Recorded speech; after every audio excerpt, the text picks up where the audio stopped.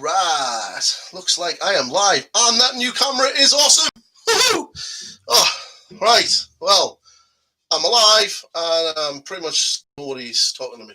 Well, that's not a problem though. That's not an issue.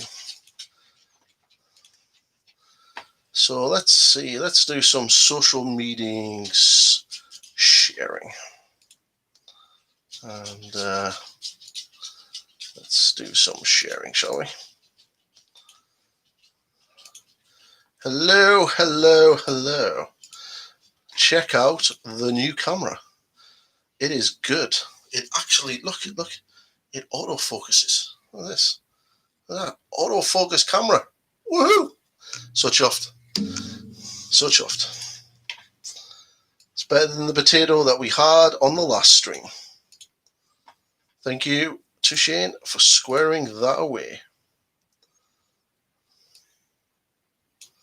So,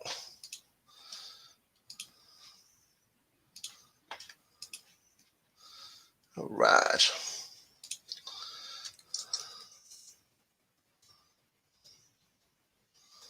So, yeah, we are live. Right, so I'm going to get myself a drink because I've got 1,000 subscribers and I am going to have a drink to celebrate. Oh, cheers, everybody. Cool. So if you're watching this in the future, tonight I'm going to be talking wet blending and all of the goodness that wet blending gives. So I think I'm a little bit early. I'm not too sure how early. I'm not too sure if YouTube works with UK time or if it's European time, because earlier it told me 4 hours or 3 hours when it should have been 4 hours. I was live streaming, but either way. So who have we got in chat? Who do we have? Who's watching?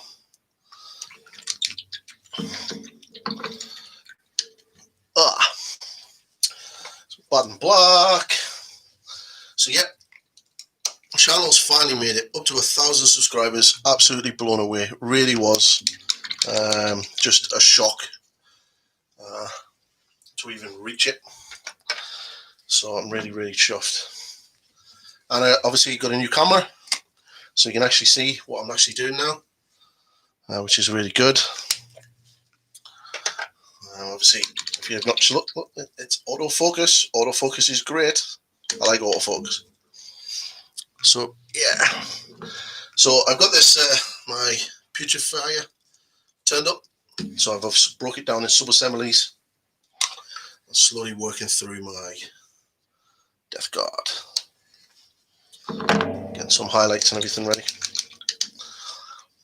I do think I'm extremely early. I think everyone was expecting at least an hour's time, or at least 8 o'clock. But oh well. So let's do some wet blending. So wet blending. I've had a lot of questions about wet blending, and so I thought tonight what we'll do is we'll talk wet blending, 40k previews. Because 40k previews were actually quite interesting, and we'll talk other great stuff. So on my palette, I'm just making a couple of transition colors. Oh, that wire is going to annoy me. That's better.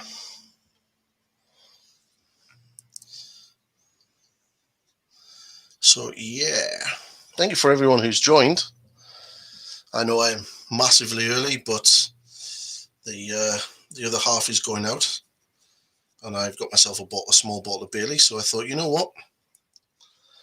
Let's jump on in and do some live streaming early.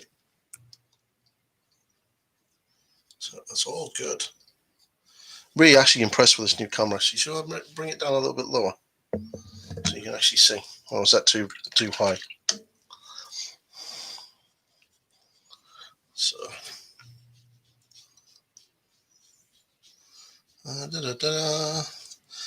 my phone's charging, so I can't put some music on yet.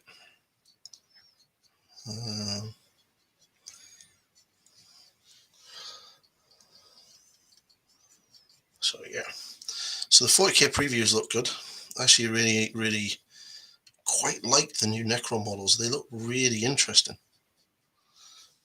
Really interesting. I was impressed with them actually.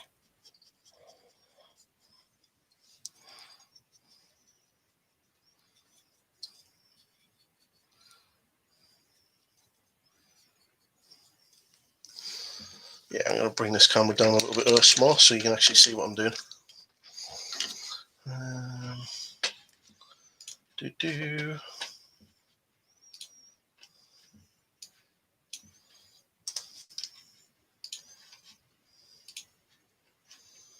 Do some social media, let people know where I am.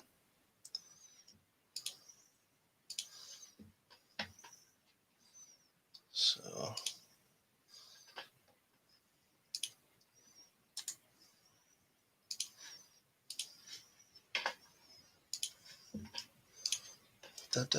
right, where am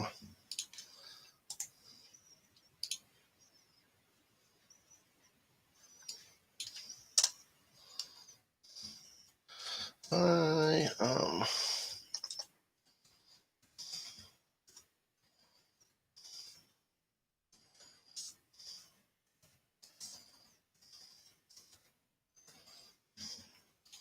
Hey, social media done. Okay. Happy days. Right. Okay.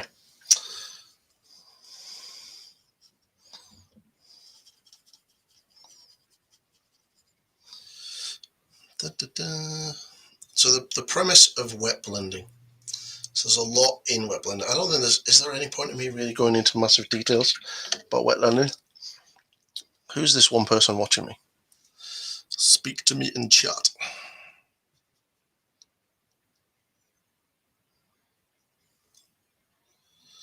Cool. And feather that out, just to get that mixed in a little bit.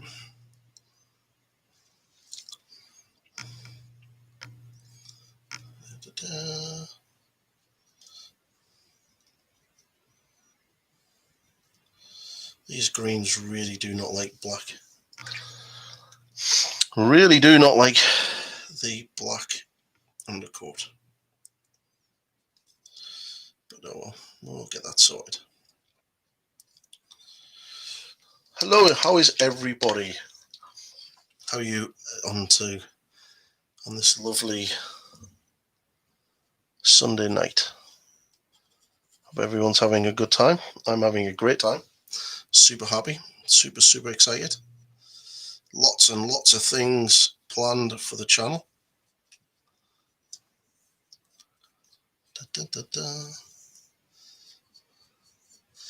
So I think at some stage in the future I'm going to be switching over to Twitch, because I've heard Twitch is quite good. But I want to learn how to live stream here on YouTube first, and then I'll do Twitch.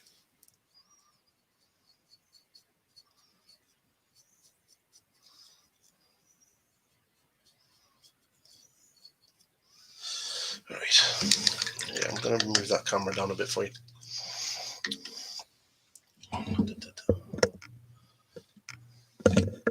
How's that? A little bit better? Yeah, that's so much better. Loads of better. Plus I can actually get that wire. See if I get that wire out of the view.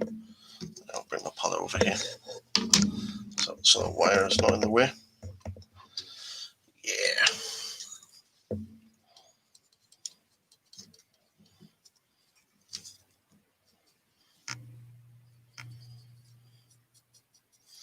So Death Guard coming very soon to 9th edition. I'm expecting to see their codex probably around about end of November, December time.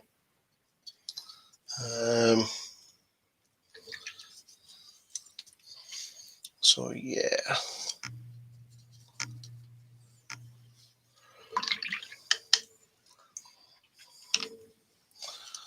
So there's one.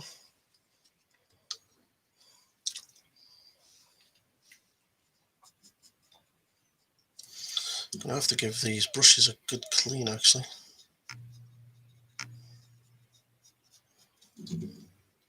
Should have done that before going live.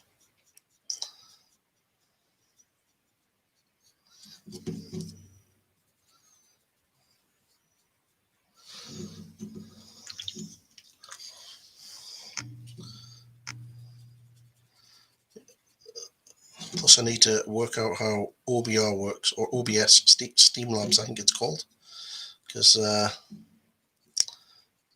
so I can work out how that works, and then do nice fancy layouts and stuff.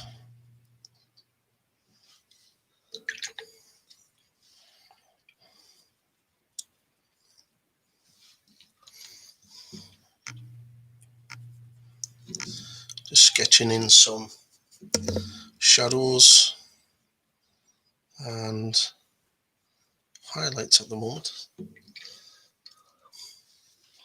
Getting this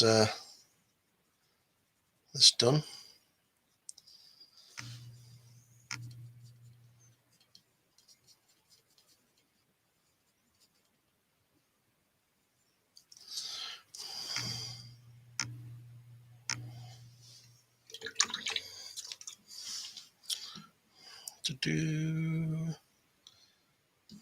Just do that now. So really wanting to push this Death Guard army to quite a high standard. So everything is getting this treatment of blending up all of the colours and the armour and stuff. Like so. But it's very wet, so I don't really want to pull the earlier layers of paint off. So I just need to take it easy. Just build those colours up.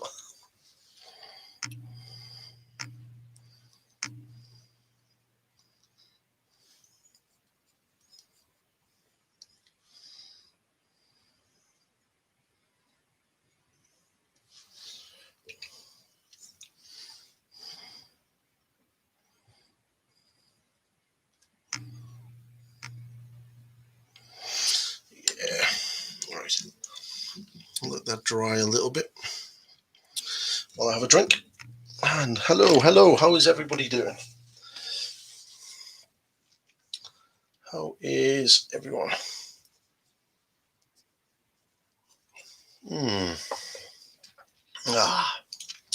Lovely Baileys. It's very, very quiet tonight.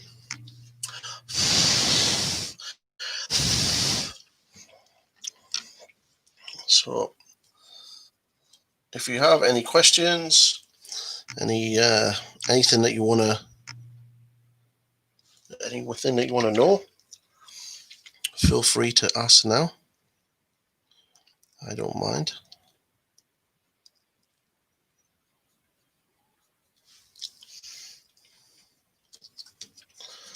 Get these highlights built up.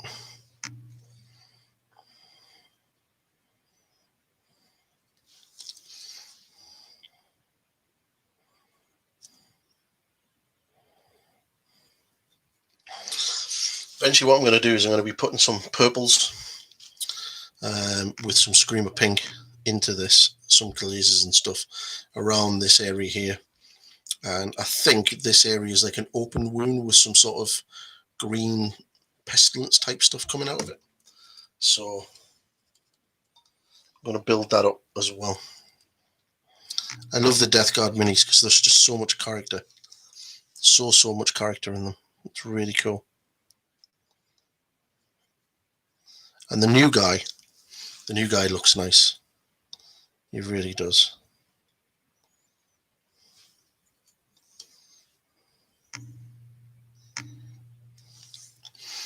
I've also been looking at, after watching Johan's interview with Vince Ventrello, I've actually started looking at painting miniatures with oil paints, which was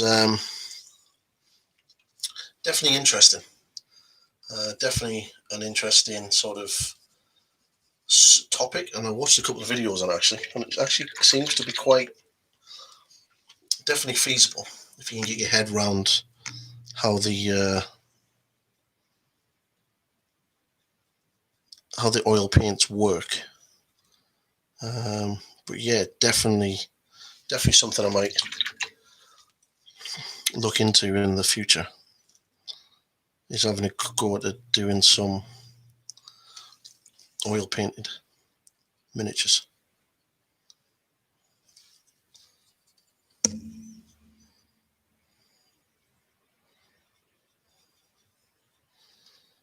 I'm gonna have to go and get my phone soon so I can get some music put on. You know, I don't want a copyright strike on my channel.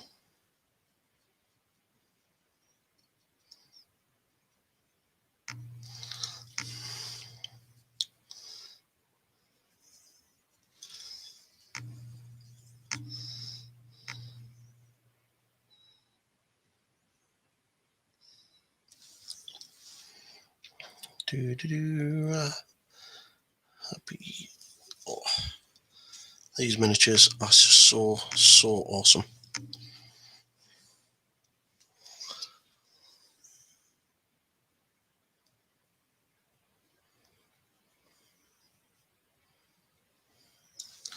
So are we live? Let's say we're live.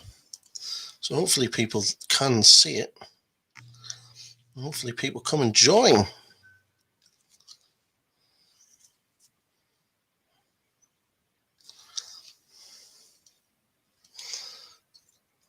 Hello. If anyone was at the last stream, you will notice I have a better camera now. It's not a potato anymore.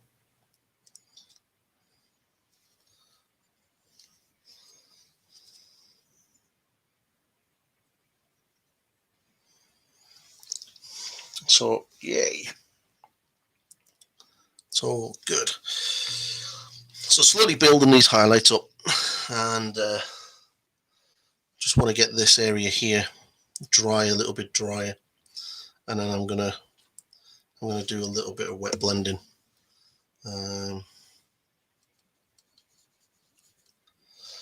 Just to get it built up.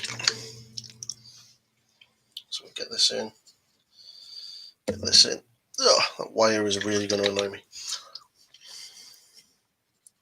I think next time maybe I should put the computer on the other side.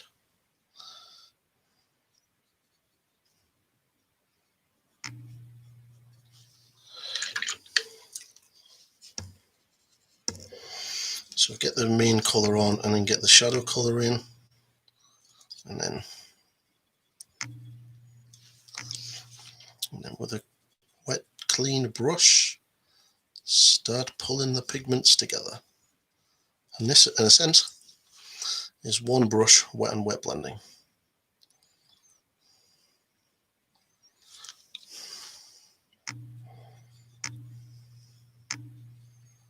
So when that dries, you will see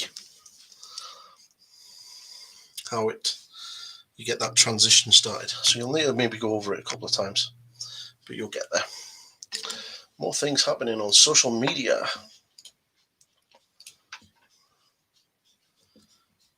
But yeah, I think this guy shouldn't take too long actually. There's not much armor involved with him. So shouldn't be too bad at all.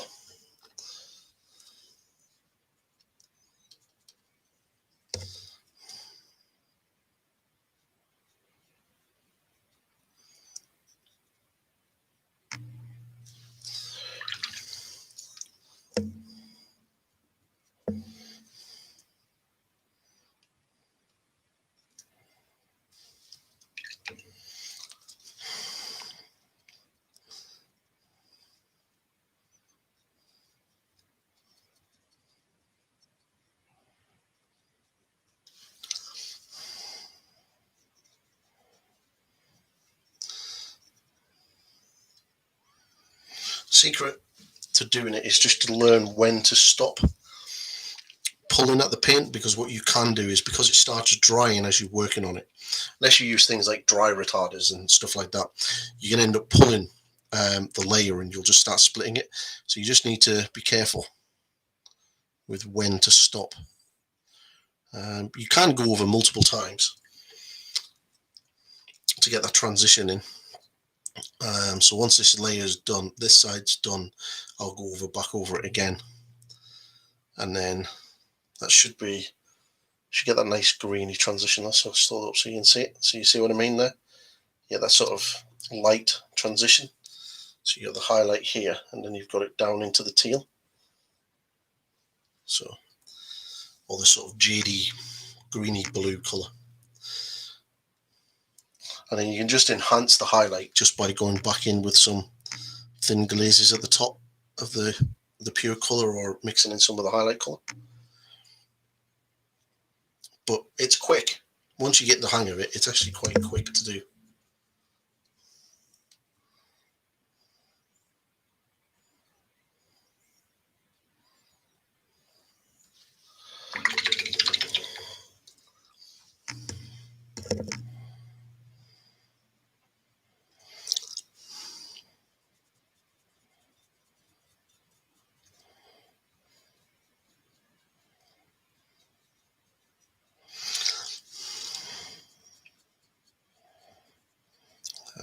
So nice and easy. So you get that highlight building up now.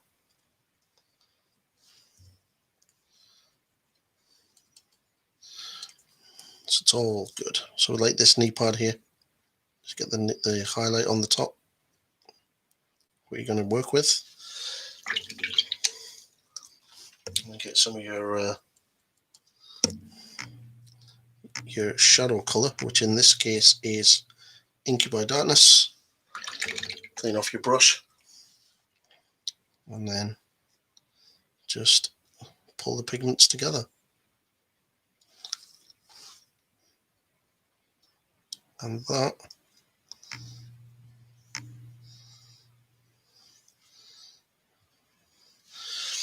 is some wet blending. I'm just dry and wash this brush a minute. It's a little bit annoying. It's a bit dirty. I forgot to wash it last when I finished. When I actually finished my last painting session, I just put everything away. I didn't wash my brushes. Naughty, Pointy, naughty. Not good.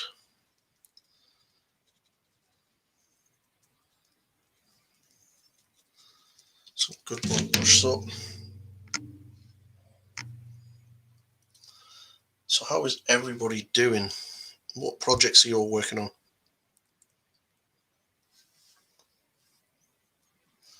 Is this microphone working? Yeah, it is.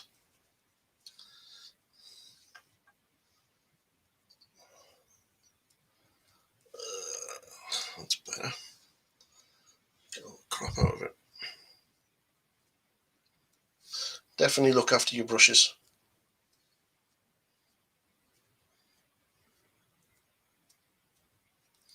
Give them a good wash.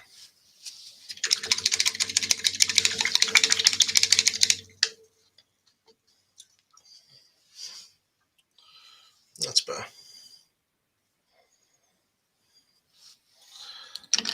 Cool.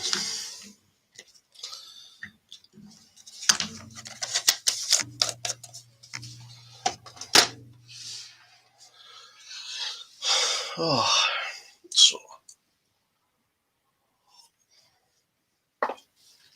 it's all social media. So as of tomorrow, I'm going to be working on the new video for the Space Marine series I'm planning on doing, and that's going to be involved the full Marine. So unlike the videos I've done before, where it was basically just the body, this is going to be the full Marine. Let's see if I can get that wire over there. Actually, that's probably better. Let's see. Adjust the camera. Yeah, that's gonna be a little bit better because that wire was so annoying. So yeah, the first video is going to get done tomorrow, so hopefully it should be ready to go and up on the channel by Friday. So I'm going to be doing all 18 legions, starting with the nine loyalists, and then I'll be moving into the Chaos Legions. So it should be fun.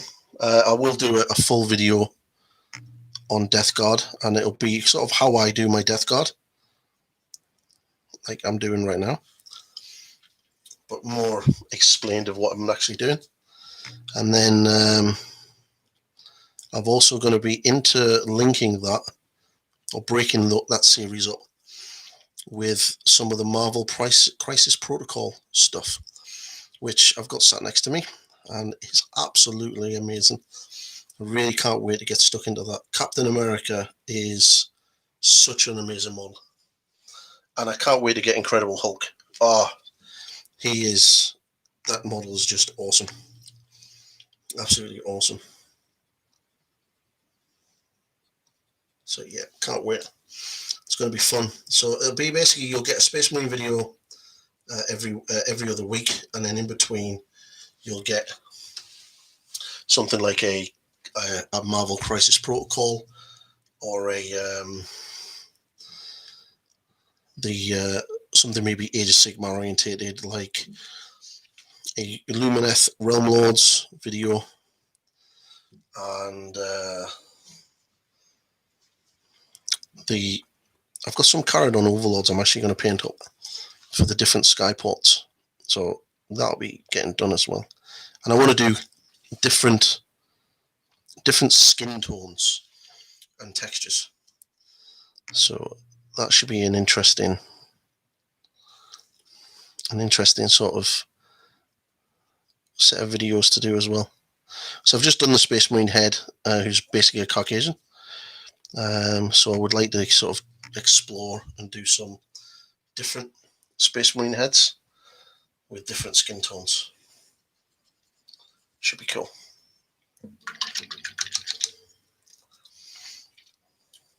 So yeah, lots planned for the channel over this next, well, definitely for the rest of this year, and going well into next year.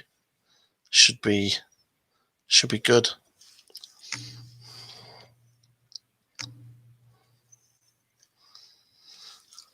Did everyone watch the 40k previews?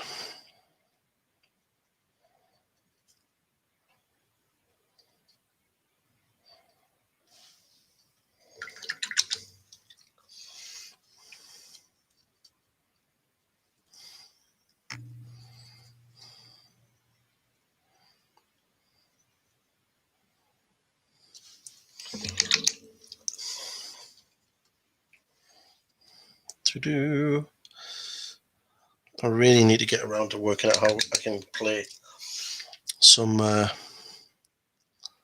copyright free music, so YouTube doesn't close my stream down when I do it.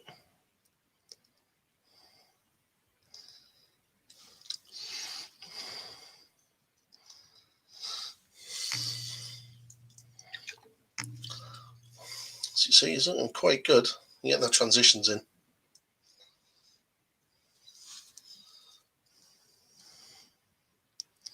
Just bringing those highlights up there. Of course, I'm going to be doing a little bit of weathering onto him as well, just so he's there.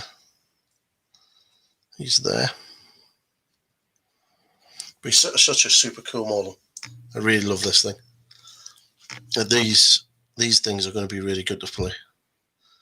And then you've got this sort of drippingness off here, so you could really do some nice sort of non-metallic green blending into that. So you've got this nice luminous green dripping off. That's going to be fun to do.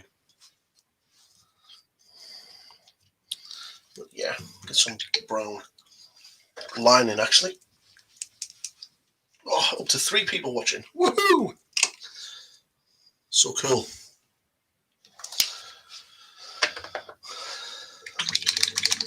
What is anyone here from the last stream I did? The last stream I did was terrible. Honestly, I think I used a potato. It was so bad.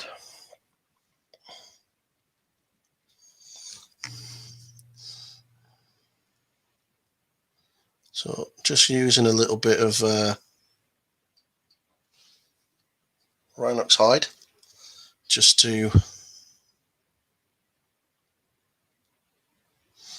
get some shades and shadows, a little bit of contrast, because I've got a lot of greens in this, and the Rhinox hide brings a little bit of a reddy tone into it, so it's all cool. Contrast is the key. Hey dude, how are you? How are you?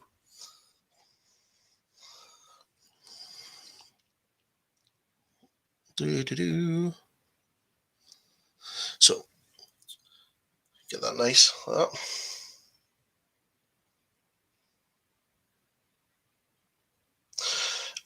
Has the new Berserkers been confirmed? Now, I've heard a lot of rumours.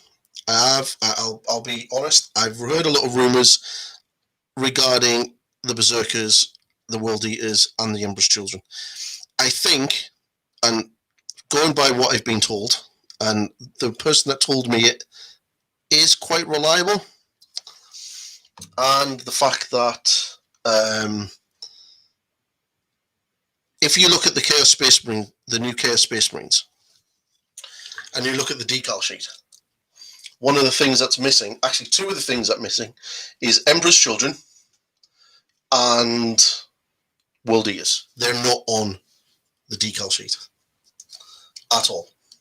So that makes me think that they're going to come with their own kit, and they're not going to use Chaos Space Marines as troops choices, because they'll use Berserkers as troops and they'll use Noise Marine as troops, just like Death Guard and Thousand Sons use their cult specific troops as a thing.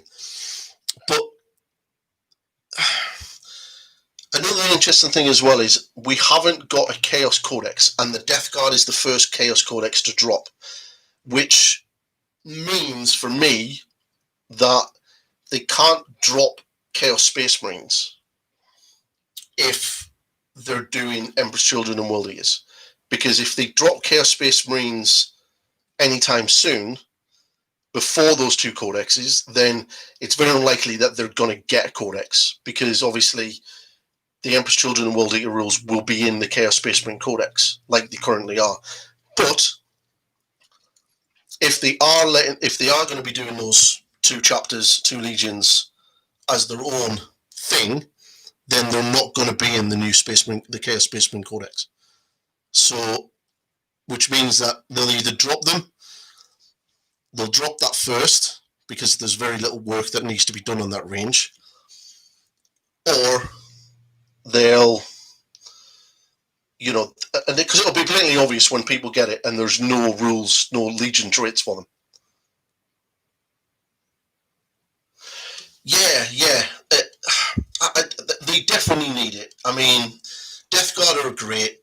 Thousand Sons are great, and Magnus and Morty are just phenomenal miniatures. But let's be fair, the other 2 cult legions, they need some love. We need Angry Ron and we need the Pervert Boy. So let's hope GW answer our prayers, and let's do it. As a Death Guard player and someone who's collecting a Death Guard army, if they release an Emperor's Children army, that's going to be very difficult for me to continue Death Guard, because I will be all over those sexy pink boys, all over them. So fun. I mean, I've got a tester here for a possible Emperor's Children army using Yuan's skin idea. So, you know, I was toying with the idea of going with the army straight away, but I've kind of held off because, you know, Death Guard, dude, you know, World Eaters and sexy Emperor's Children would be just too good.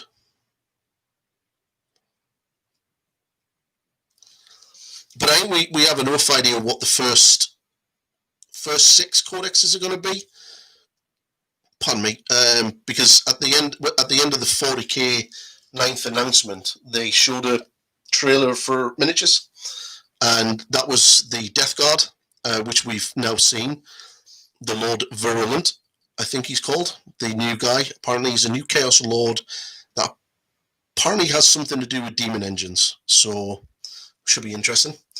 And they also shown a sister of Battle Girl, which apparently is like a sort of lieutenant version of a sister, like a sister superior in training. There was an orc, what looked like an orc boy. There was a Jakari, and there was an Admech. So it's obvious that those are going to be the first set of codexes to come.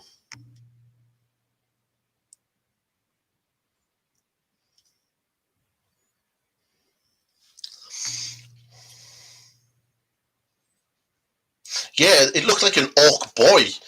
So I think with Primaris and the fact that things like Space Marines are going up 2 wounds, I think orc boys are going to get bigger.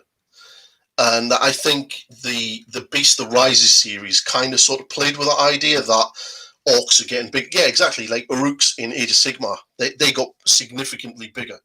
And they're more black orcs rather than normal orcs. So yeah, I definitely think it'll probably be that would probably be a new Orc Boys kit, and they're probably going to be bigger, tougher, with more wounds, and generally badass. Which, as an Orc player, or used to be an Orc player in Age of Sigmar, that poses a dilemma because I've resisted buying Ghazghkull so far. I'm not too sure I can resist if they bring out bigger, badder orcs. My friend Tom will have a heart attack if I go, I'm starting an orc army.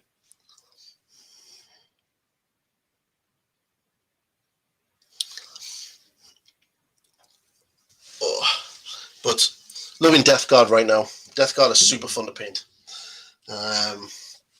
So I'm loving it.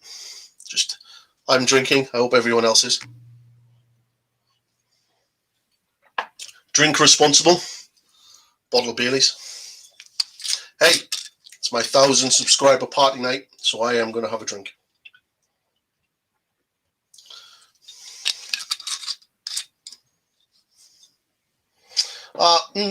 Well, if you drink this stuff with your meds at the same time, that'll definitely get rid of the pain.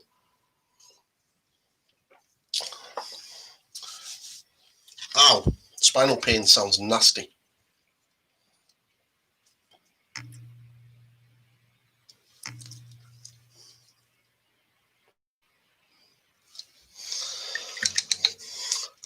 So I was watching a lot of things on, as I was saying earlier, about oil paints and painting miniatures with oils.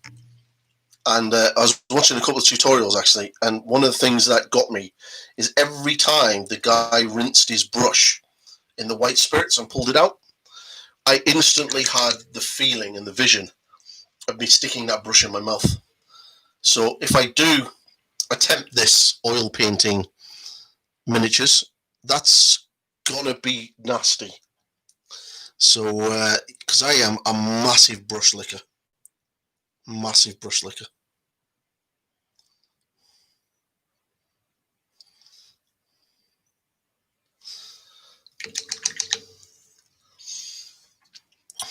Okay, there's one there. Oh, why have I done that to my brush?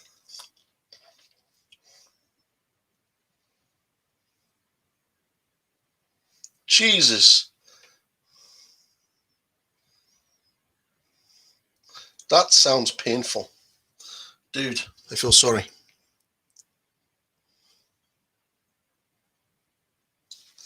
Ouch. So if anyone was there for my first stream, I think it was last week, they will obviously notice that the camera has improved significantly. Look, autofocus. Autofocus is great. It's my new favorite thing.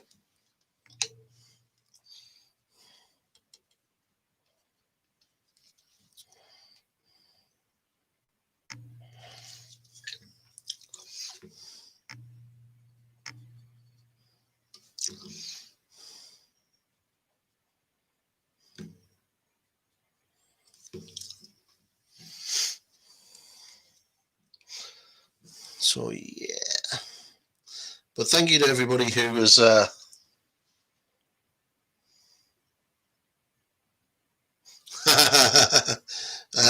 don't know, I'll have to ask my wife. But no, it's a bad habit. Honestly, you really shouldn't lick your brush. Like you really should, but I can't help it. I really can't help it. It's just a habit that I've had for years. And the more I've like started doing more wet blending and things, the more I do it. I mean, I'll literally just like my brush is constantly in my mouth. It's just it can't be healthy. But then it's non-toxic paint, right? So surely that should be fine.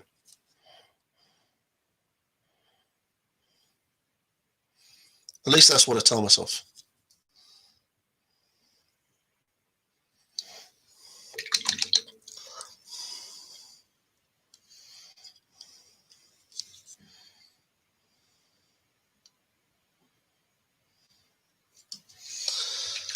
Okay.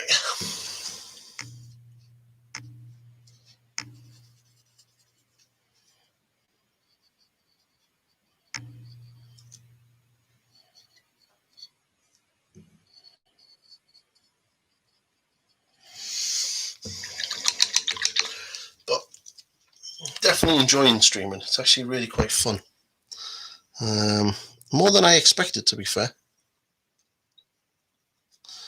But I definitely think give me a couple of weeks to get my head round doing it and feeling more comfortable doing it, and then I might make the transition over to Twitch and do the whole Twitch thing.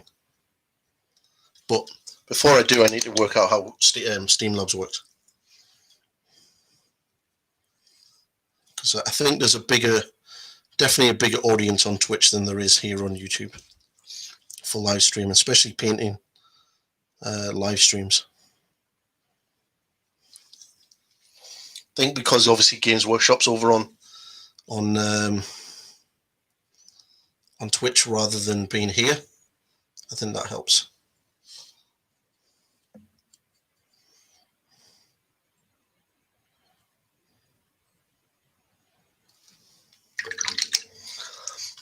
But yeah, I'm absolutely so chuffed that the channel is doing well.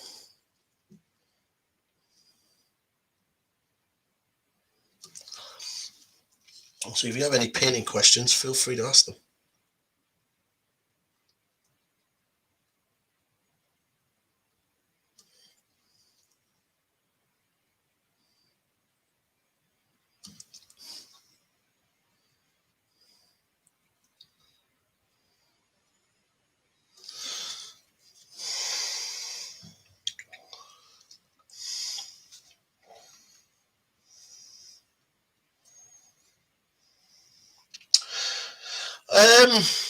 I see. Yeah, I'm the same. I'm not a fan of assembly, but like for likes of this, as you can see, I've got like this guy's obviously there's his head and there's his arms. So sub-assembly is a good idea, especially if you're going to paint your miniatures sort of one at a time or in sort of small things. So like for these guys, I've painted the bodies, but I've got the weapons as sort of in a pile on the sprues just to my left here.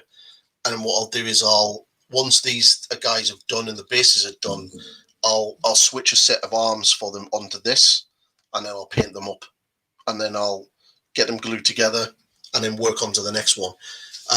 But if you're got to build an army, yeah, it can be pretty daunting. Best thing to do: get a brew, whack some music on, and just take your time. Make sure everything's cleaned and washed, and just methodically just work through it. I mean, if you've got to play and you've got to use the army at a set date, then obviously that gives you your motivation to get it done. But you know, I know your pain, dude. I hate building. Painting can be such a chore, especially some miniatures. Like I really wanted to do a Slaanesh army for Age of Sigmar, and I even had it like nearly a 2,500 point army by the time I'd got everything built. But what broke me was building all of those demonettes, and then the prospect of painting them all. And they were so small and fiddly. It was just like, oh no, I'm not doing this. I need an army that's not this small and fiddly.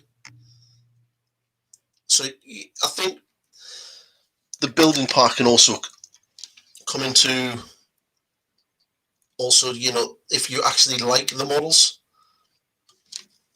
that obviously helps a big thing.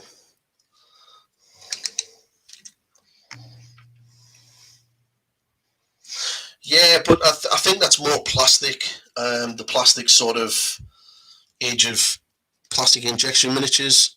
You know, GW have sacrificed some form of posability with the multi-part plastic kits. You know, that's definitely seen in the Primaris range, where there's very little customization in the actual models.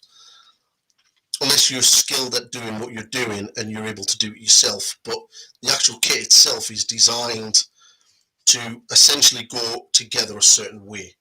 The Death Guard kit is a prime example of that. Like all of the Death Guard miniatures are designed to be built a certain way. Like this guy has a set of arms that are specifically for this body. This guy is the same. Now, in the instruction manual, you'll get maybe one or two variations for that body, but you know, gone are the days where you literally just had here's your legs, here's your upper bodies, here's your arms, here's your shoulder pads. You know, work away. You know, I think those days are gone, and I think that's more down to how GW now design the miniatures to get all of the detail into them. So I think it's sort of a catch-22. We either have all of this amazing detail, or we get basically the large amount of parts that we can use just to do what we want with, like the classic Marines. So you know, it's a shame, but I think it's one of those things. Like the new Lumineth, those guys have to be built that way. There is no real sort of playing around with it. They have to be built sort of that way, because the arms and the shields and the spears will go together that way. And I'm imagining when my Sentinels arrive tomorrow and I build them, that they're going to be exactly the same. I'll have maybe a slight variation on like the unit leader. You are late, but well, are you late or am I just extremely early?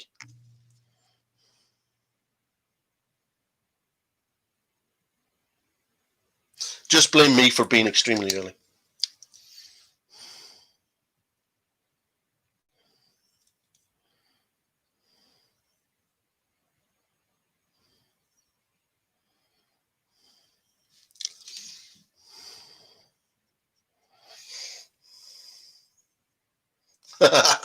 But I got a new camera, so you can actually see what I'm doing now.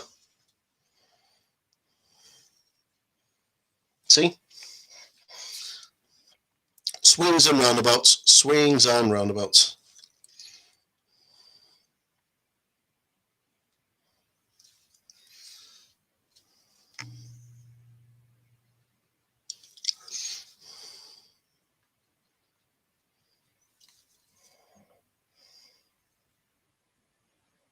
Oh, cheers, Arnold. Thank you very much for your comment earlier. That's really, really nice of you. Thank you very much. Yes, 1,000 subscribers. Woohoo! Check me out. Not long now, I'll be chasing Angel Grinaldes' subtitle. Not happening. Yes, the big 1K. I mean, I'll be completely honest. I have a dream, and that's to hit 10,000 subscribers so I can shill the shit out of GW's products. So, so I can get sent an Indominus box a month early and then tell you all how amazing it is and then give it away because I don't collect Space Marines or Necrons.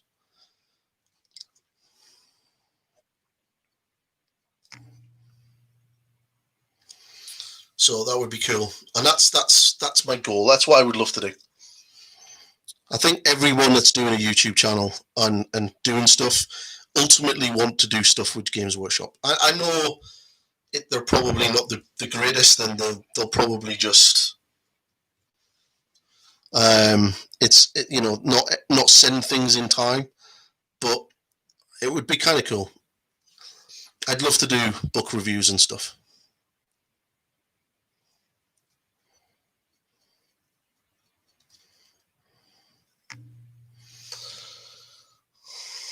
So let's check out this auto zoom. Auto focus. So it's not bad actually. See?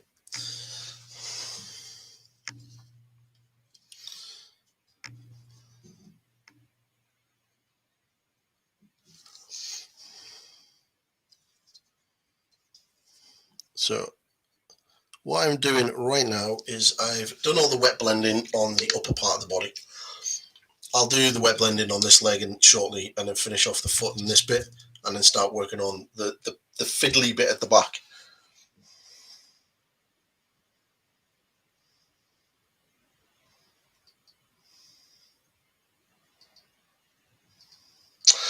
I think the biggest competitor they have, and this is only speaking from experience of sort of dipping my toe in the industry as a designer, and being at the UK Games Expo 2 years in a row, and actually sort of seeing a little bit of behind the scenes type stuff with the sort of manufacturers, would be Warcradle. The guys behind Wild West Exodus and those sort of games. Now, Chris and Stuart are absolutely amazing guys, and the guys that work over there are phenomenal. And those plastics that they do, I would say, rival Games Workshop's plastic technology. And it's super good to see, because they really are good. I think another company that is definitely worth looking out for is Parabellum. If you haven't checked out Parabellum and you like sort of the old school fantasy tabletop war games, I would definitely check out Parabellum. They do a game called Conquest, and it's really, really good. I've got the starter set here. I actually really should do. Actually, where's one of the miniatures? I've got one of the miniatures here. Yeah, right here. I've got the Imperial Officer here. I should really do more content on it, actually. But this is the Imperial Officer for the 100 Kingdoms faction that I've started painting up for my own army. So see if you can actually sort of see him. You gotta focus. Yay! So this is an entirely resin miniature, and the level of detail on it is absolutely fantastic, and it's super cool. Such a super cool game. You've got, I think, 4 factions out now. think. There's 4 factions out now. I think I've got the rule book just below me. Is that the rule book? Nope, that's Wild West Exodus. Pretty sure I had the rule book. I have to stand up and check underneath the shelf.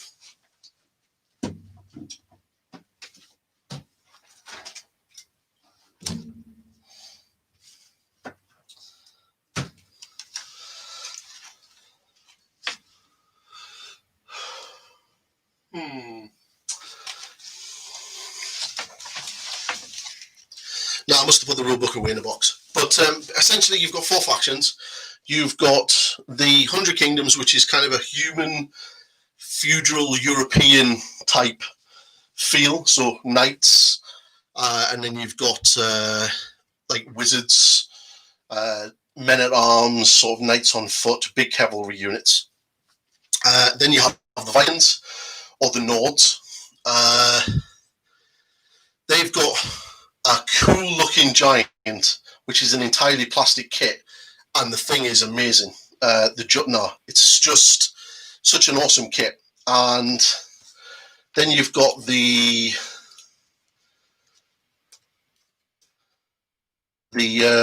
Spire, which the Spire are basically aliens that are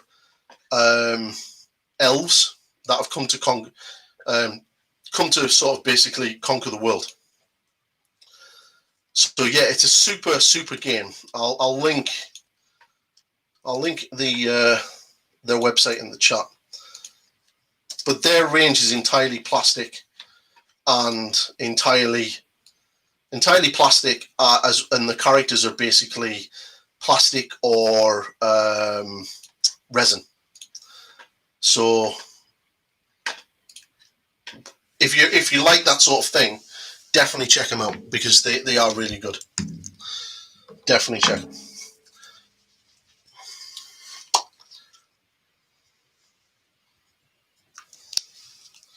But there are some really cool companies out there. So Games Workshop, they are the big boys by far, but there are other companies that are producing games that are really good, and the miniatures with them are phenomenal.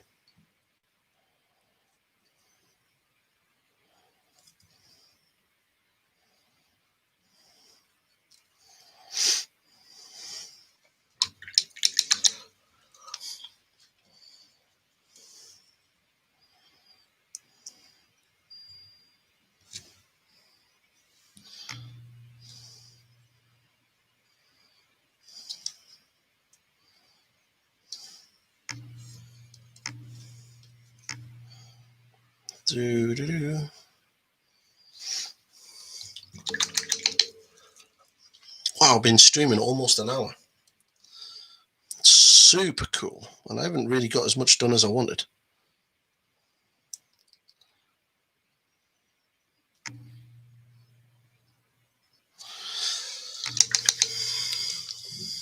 I don't know. This is starting to look quite good.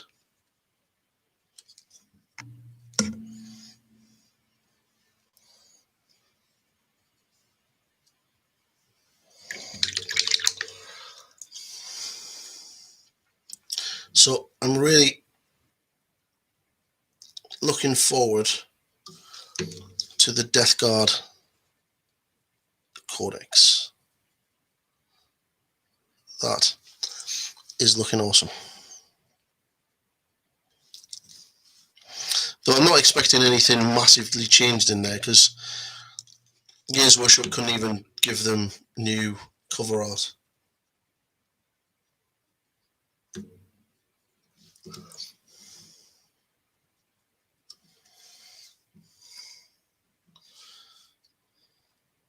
Yeah, that's looking super cool. Really getting happy with that.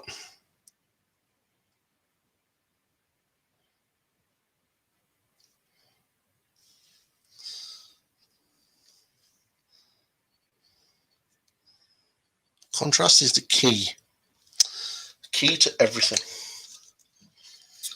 So everybody that's just joined, because I've just noticed that we've had a spike in people watching. How is everybody? Feel free to join in on the chat, ask questions. I don't bite, honestly, unless you want me to.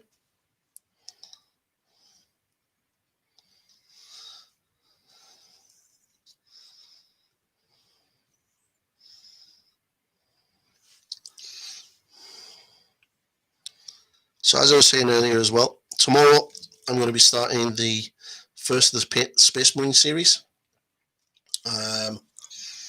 And that should be out at the end of the week. So it's going to be all 18 legions. And it will be super cool. It's going to be awesome.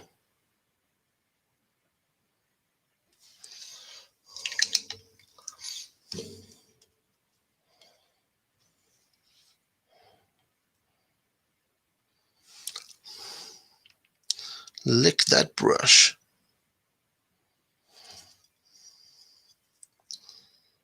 I think one day I'm going to try this stream without actually wearing a headset.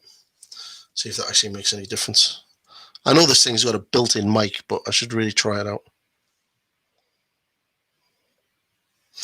Paint water gives you powers. Yes, it does.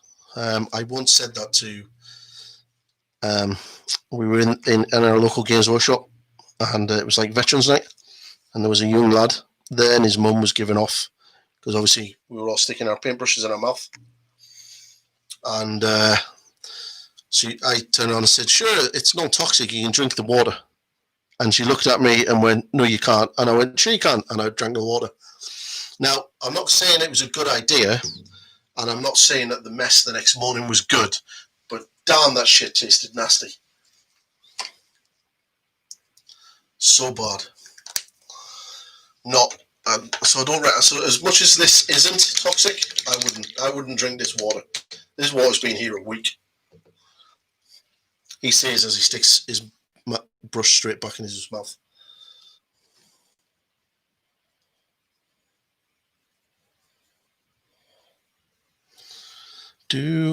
What's this, Justin? Right on. I would love to see Black Templars, and then once it's done, I struggle painting black and the most, and for some reason can never get it to look like proper black armor. So you see, black is one of those colors that is a bugger to paint, because if you over highlight it, it can look too grey. If you under highlight it, it can look black and shit and flat. So you kind of need like a fine line. So I've got a chaplain here that I'm doing, and it's a lot of edge highlights. So is it going to focus? Yay. So it's a lot of highlights. Cheers, dude. Thank you very much, and welcome to the stream. So yeah, it's black is an interesting color, and I will be doing. There'll be a number of black tutorials for the Space Marine series. Obviously, there'll be Iron Hands, which is going to be a metallic black, and then there's going to be Raven Guard, which I think I'll do as a cold black, and then I'm going to do obviously the Black Legion later on, and that's going to be more of a sort of warmer black, and it'll be different ways of doing it, and it's all involved with the highlights and how you get around it. The Raven Guard one will be really cool because it's going to be more of a charcoal grey, and it'll look black by the time I'm finished. So things to look out for. I reckon out of the 18 legions, if I do one every 2 weeks, that gives me what? 36 videos? No, 18 videos over 36 weeks. So should be an interesting journey to do.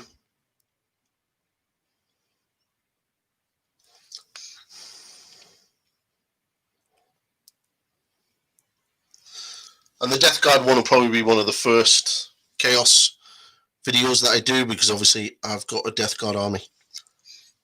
And you're going to see a lot of Death Guard on the channel and on Instagram and various other stuff, because it's my main army that I'm painting up.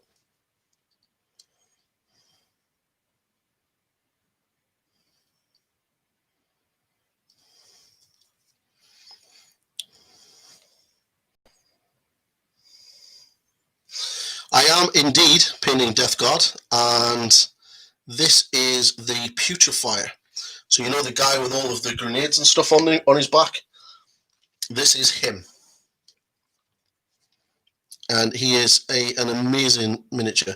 Super easy to put together as well, actually. So I've got his main body and his racks on the back. And then obviously I've got his head, which I'll probably do a little bit on his head in a minute. And then I've got his two arms ready to go.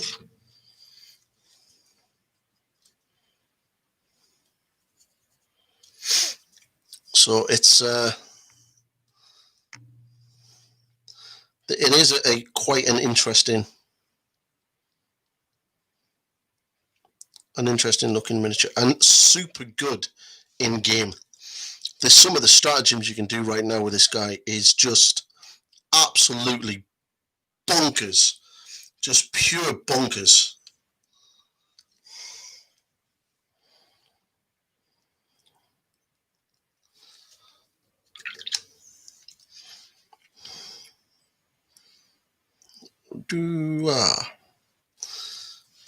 Let's get a smaller brush out.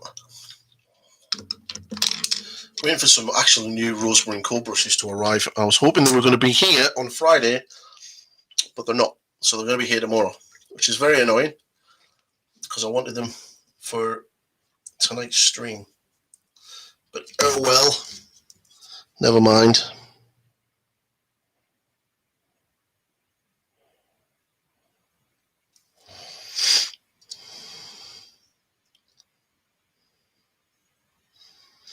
I do love Rosemary and Co brushes. They are absolutely fantastic.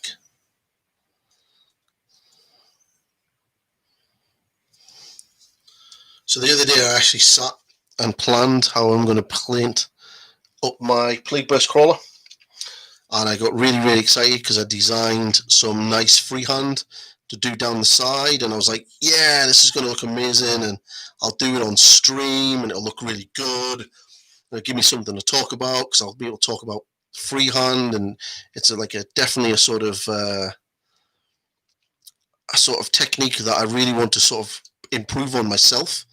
And it'd be nice to sort of discuss that with people of how I'm going about doing that.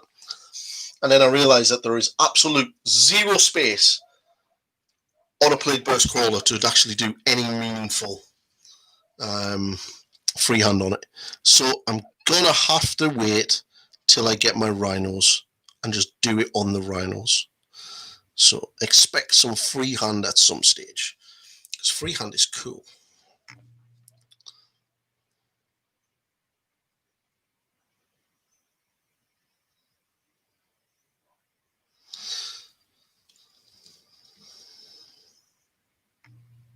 So right now all I'm doing is edge highlighting with some Elysian green, which is one of my favorite colors because it's such a lovely green tone.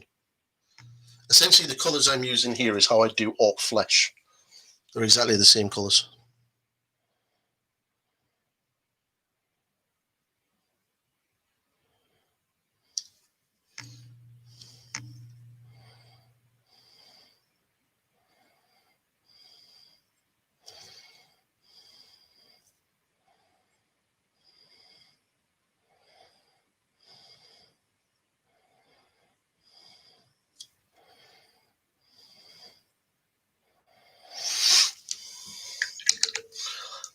What's this? Rosemary Co and Winsor & Newton. I would personally say Rosemary & Co all the way, my friend. They're cheaper and the quality of the brushes are just as good. I mean, the brushes that are coming tomorrow will replace my size 1 and my size 0 and my size 2, but then they're my workhorse brushes. So I've used them constantly now for the past 6 months. So you know, they've been seriously battered, and obviously with lockdown, I did a lot more painting during lockdown.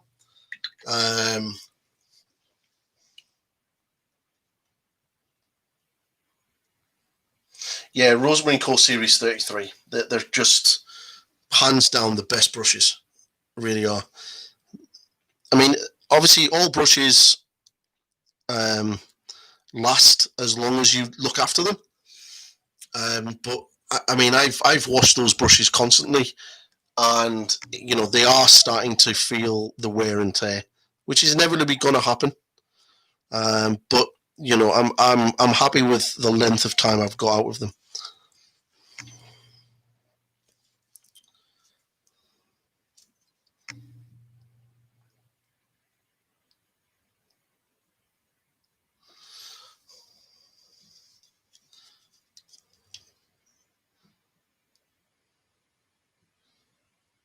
So, other than the Space Marine series of videos and the Crisis Protocol stuff that I'm going to be doing very soon, what other stuff would you like me to do?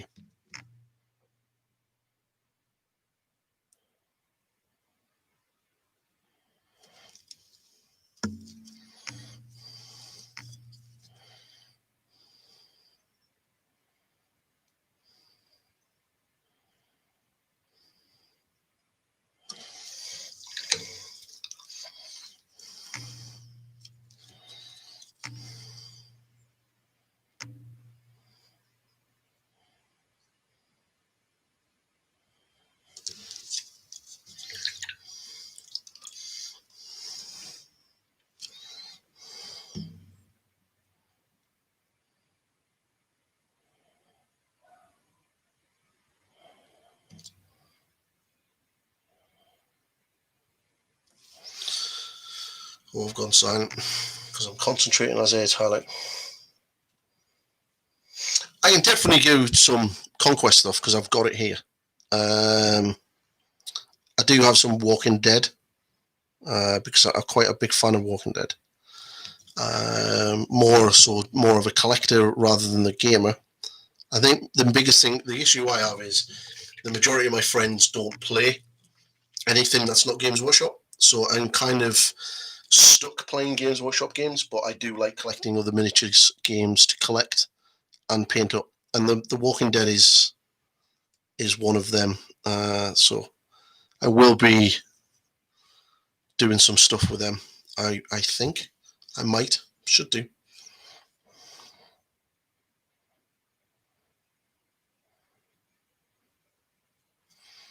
This guy has an awful lot of small detail that I didn't even notice.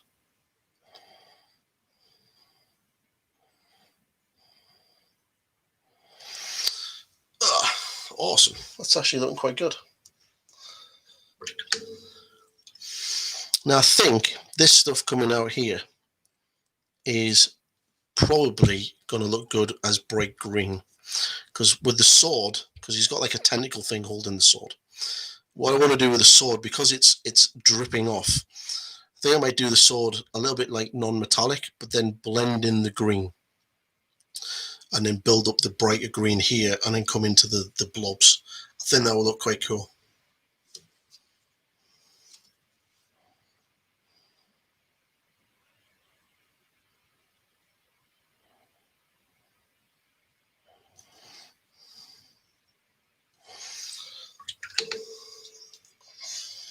So I'm going to switch back to that and then do this foot.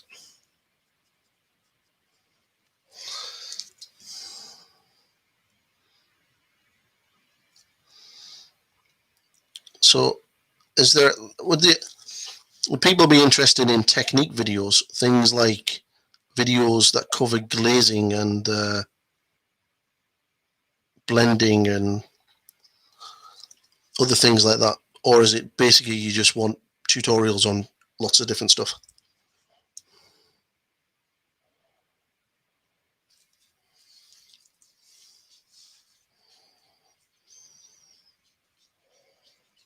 What glazing? Glazing I can definitely do. I love glazing. Glazing is something that everybody should learn because it helps your painting so much. Pardon me.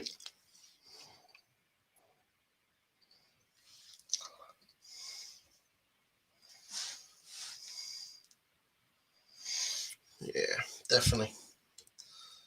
Because I think there's something that's definitely that's not enough of it on YouTube, I think. And that's sort of the beginner stuff. I get asked that a lot, actually. You know, like, how do I start out painting? And it surprises me that a lot of people haven't actually learned the beginning or sort of the basics and are straight into like, how do you do non-metallic metals? So, whoa, slow yourself down there, big lad. Let's learn to walk before you're going to run.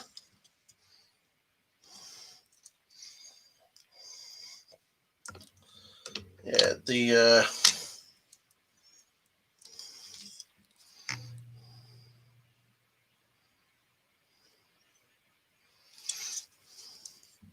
definitely.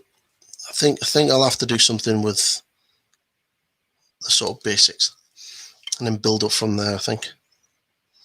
So I am going to be resetting my Patreon up because at the moment it's a complete mess.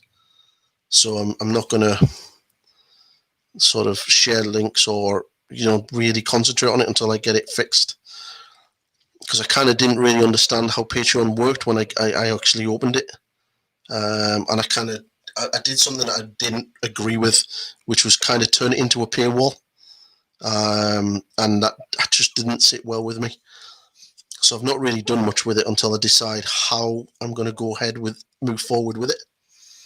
So I've had a lot of good advice off other painters with channels and stuff, and I'm going to probably rejig it and change it so it's more of a support tool and not anything else other than that. And any of the money that's in it will get pumped straight back into the channel because I have a full-time job. I don't need to rely on this for a wage like some YouTubers do. So it'll be good because whatever I get, I can. If you say, oh, we'd love a tutorial on, say, Marius Kalgar, I can go, right, cool, not an issue. I'll go and get him, and then it's there then.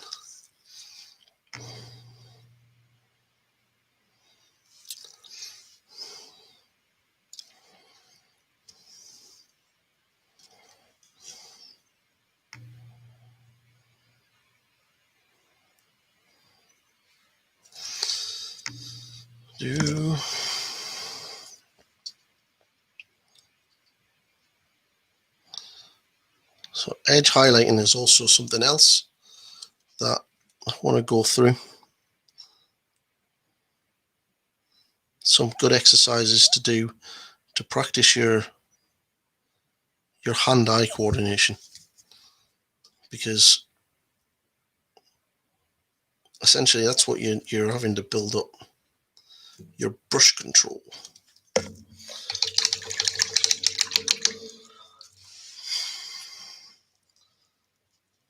Let's thin it out.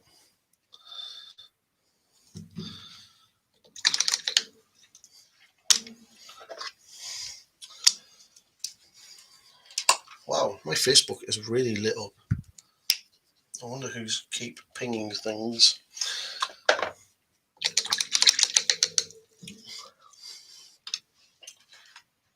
Let's have a look. Ugh. Yep, not getting involved in that. That's a Facebook drama argument over my comment about there's been too many Space Marines. 98 units in that new codex. 98. That's absolutely crazy.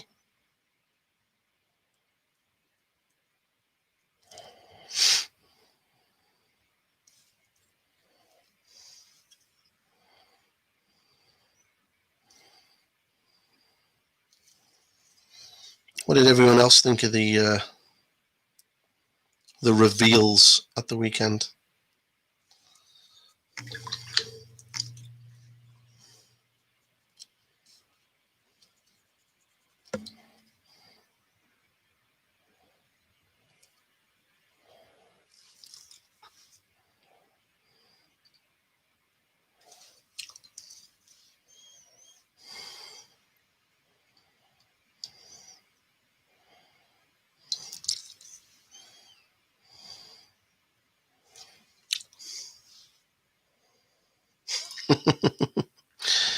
They are the most popular faction, and I don't know if either of you guys or any of you guys that are watching follow the Striking Scorpion 82.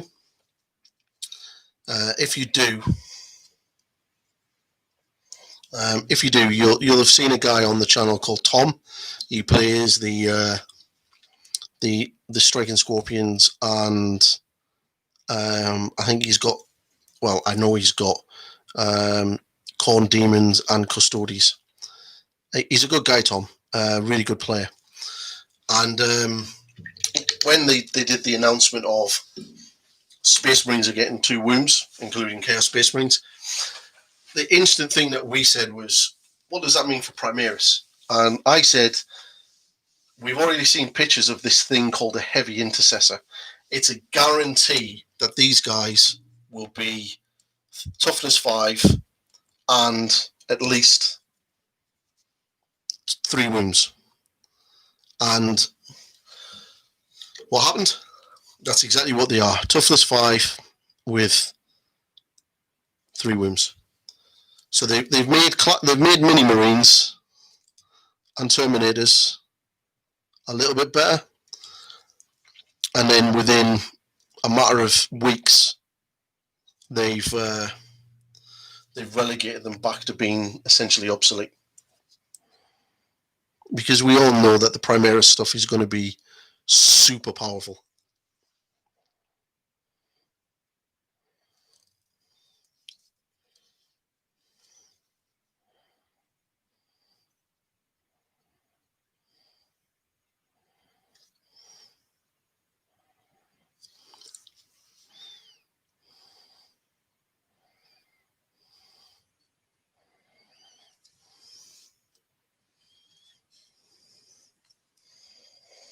But yes, the age-old argument, they are the most popular faction, therefore they will get the most love.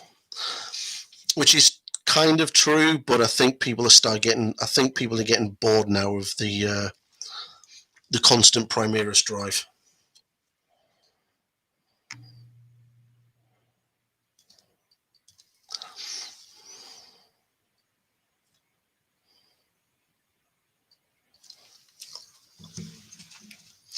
Yeah, I think that's the case. I honestly think if they hadn't done the new Gravis stuff and they put the time and the resources into producing chapter-specific stuff and had a couple of the new units, like the Land Speeder and stuff like that, and the multi-part intercessors and things, but released the Blood Angel supplement with a Primaris Dante, a Primaris Sanguinary Guard, and a box of intercessors that are Blood Angel, and then done the same for the Dark Angels and the Space Wolves, people would go absolutely crazy for it.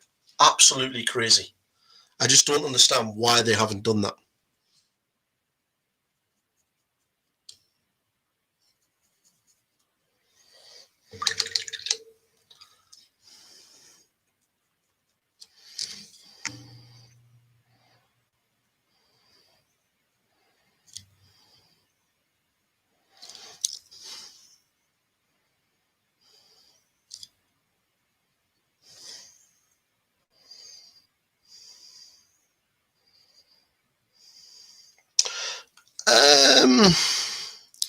I don't think we'll see a box set per se for a while yet.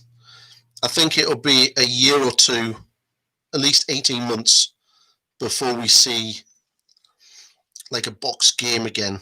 Because what they'll do is they'll have to update all the codexes to 9th. Because the main thing to do for that is to get the Crusade rules in the codexes. And then once they've done that, then we'll get the sort of the next campaign book. But I think the next thing for next year is going to be Age of Sigmar. I think Age of Sigmar is going to be moved up into 3rd edition. I mean, they're about to get the Age of Sigmar version of Psychic Awakening in the form of Broken Realms. That's definitely, it's definitely, you know, the same thing.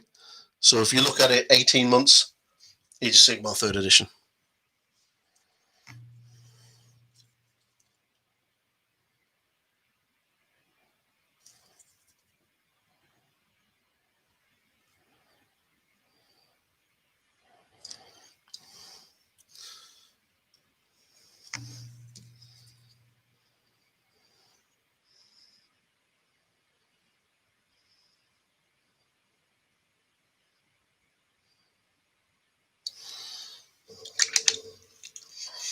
But yeah, I think it's going to be an interesting time for 9th, I think. Concerned that they seem to have terrain for the Death Guard.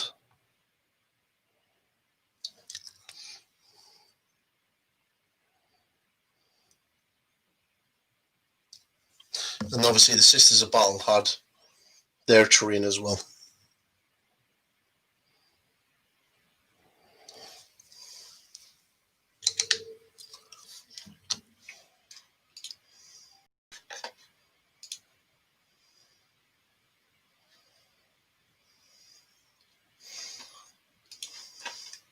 Cheers, Archie boy, and that Sentinel looks pretty awesome.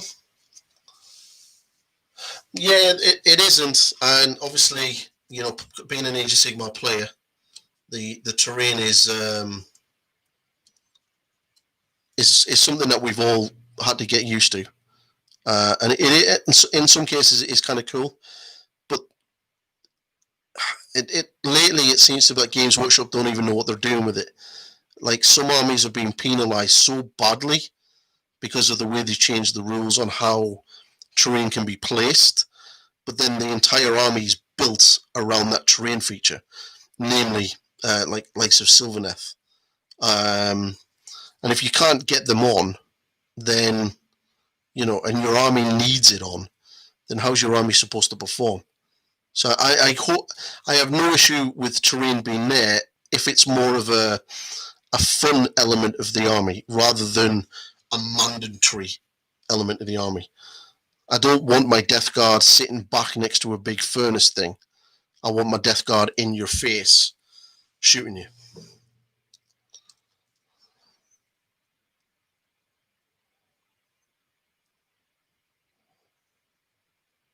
Unless the furnace that the Death Guard are getting makes Mortarion survivable, then I might rethink.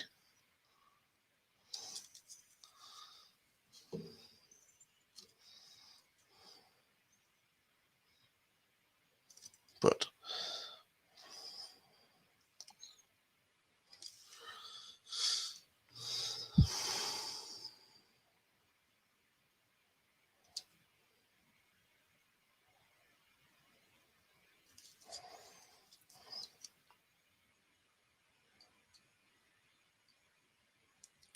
I'm not ignoring you guys, just concentrating while I do some edge highlights. Right fiddly ones at the front. Get that smoothed out, let's get that highlight in.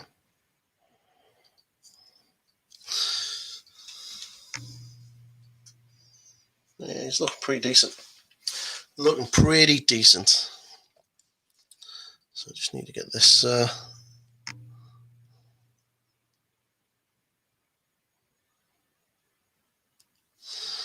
edge highlighted.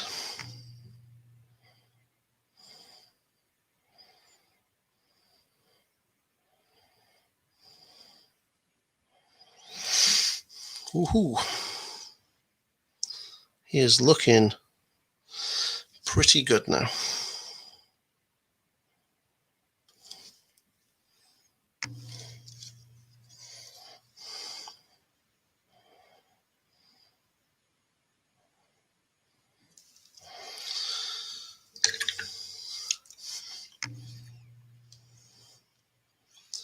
So get some Ogre Camo. Too much paint on there. And then just bring out the top highlight. Yeah, cool. I think I will start my Golden Demon entry soon. At least get it ready for next year. And hopefully we'll have Golden Demon back. And then I'll have a crack at it. I'm realistic to know that I'm not good enough to win one, but you never know. Something crazy might happen.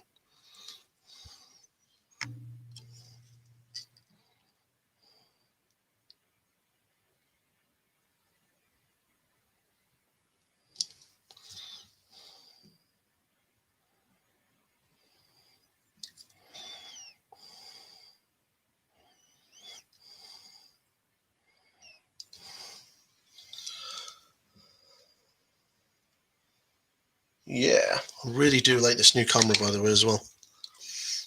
It's really, really good.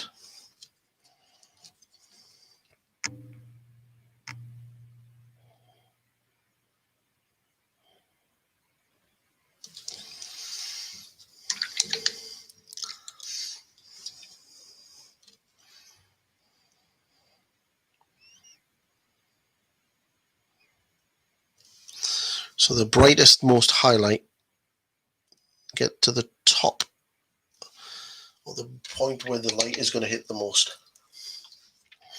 I mean, for anyone that was here last week and watched the first stream I did, what's this camera like compared to that one? Can you actually see what I'm doing, or do I need to maybe put a filter over my lamp to sort of bring it down a bit?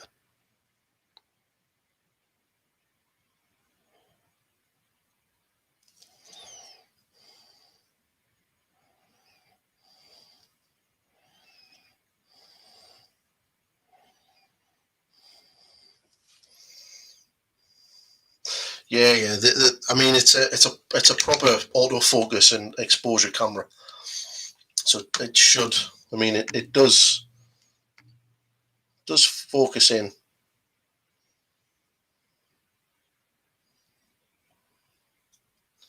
So you kind of get to see what I'm doing.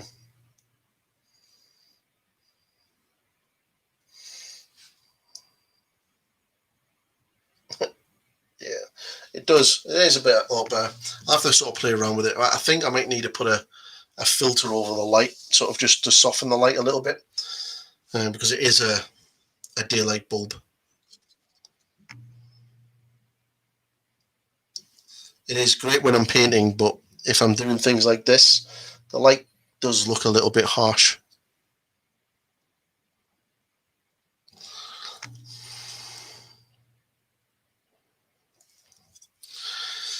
So I'm going to have fun, and I'm going to do this sword, I think.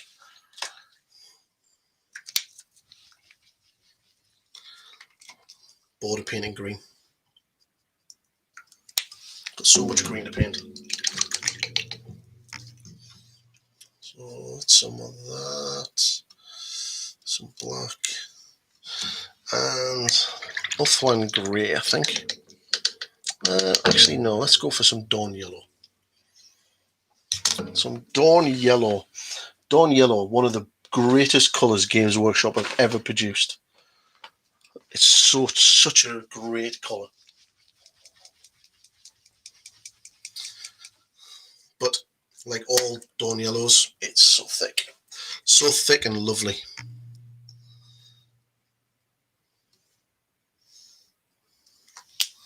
This and Ulthuan Grey, two great colours.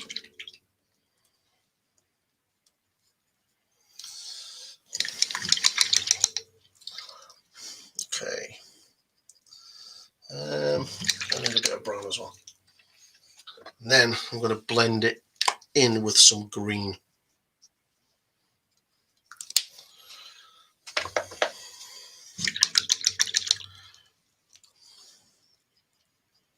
So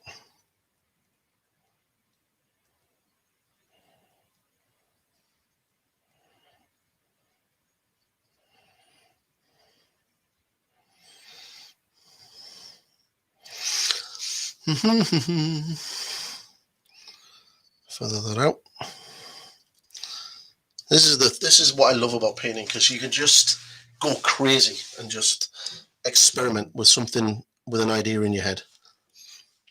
Just try it and see what happens. Because the worst thing that happens is just paint back over it.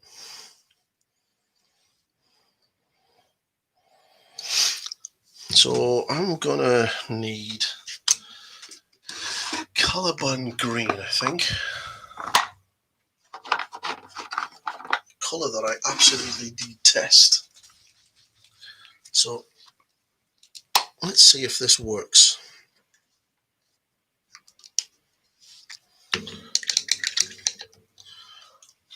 So get some water. So this is a good example of some wet and wet blending. All right, I've got some wet grey, extremely thin down grey, and I've done the same with the Caliban green. So what I want, my idea, is to have the non-metallic blade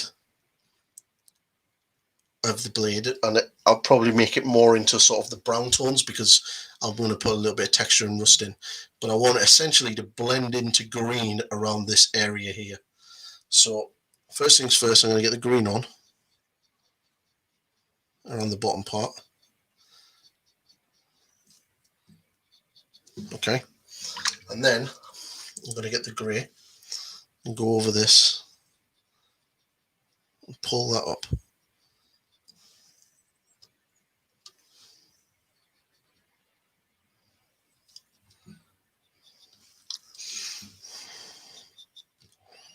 And get the base coats in.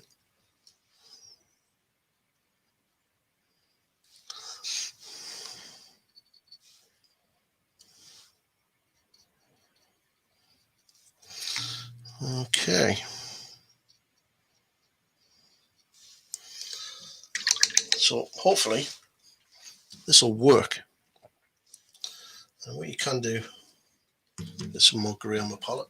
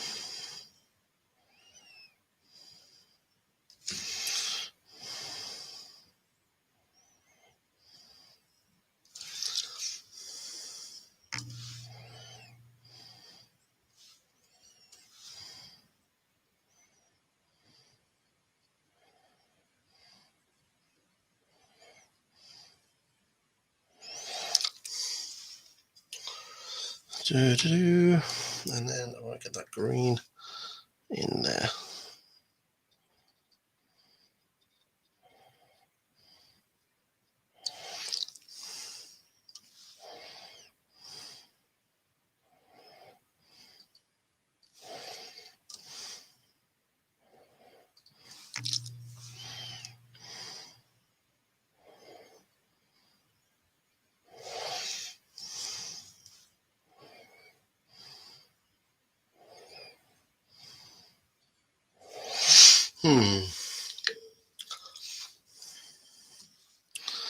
This might actually work better if it's not non-metallic.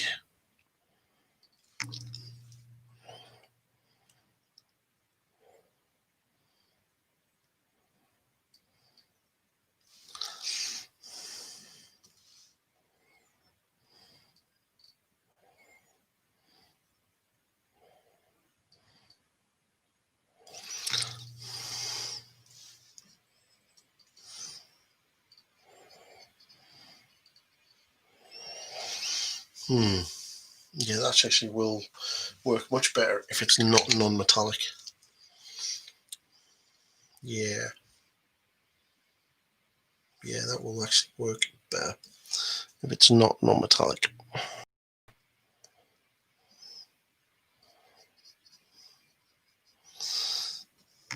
See? Experiment, doesn't work. Go for a different plan. Paint over it black. Job done.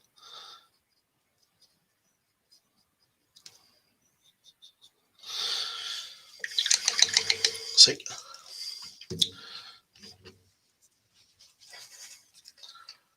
Oh. But yeah, this model is very interesting. There's a lot of nice little cool bits of detail on it.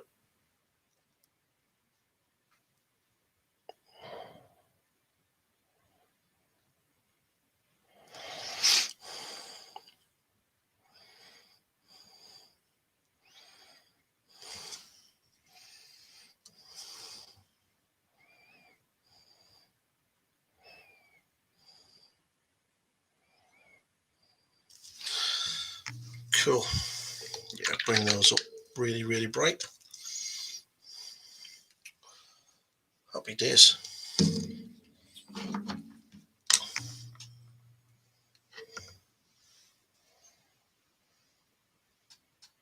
I think that water's been there for about a week, to be fair. Unless I'm doing something that requires the water to be clean. So if I'm working on something that's white or something like that, then I'll clean it. But to be fair, when I film tomorrow's tutorial, I'll probably clean it then and just rinse it out. But it's been there for about a week. Oh hell yeah! Like I said, I'm 100% brush licker. So it's perfectly fine. It's non-toxic. At the worst case, I'll have a dicky tummy, but I've never had a dicky tummy yet. Plus, if I have to, I'll drink alcohol and that'll sterilize it. Sterilized.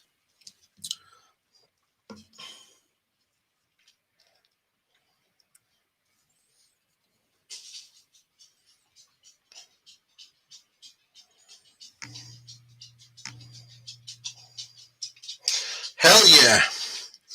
Should tell the government that. Get everyone to drink paint water.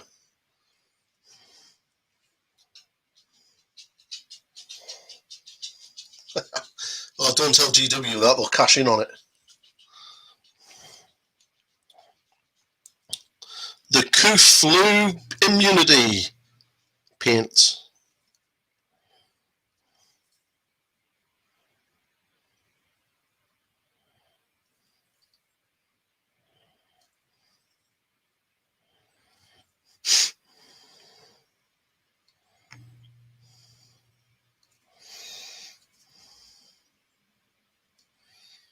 This guy's head is really weird.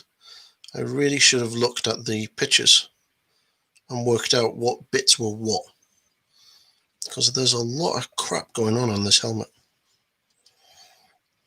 Oh, like seriously, like what is that on his face? I don't even know if I've got the box.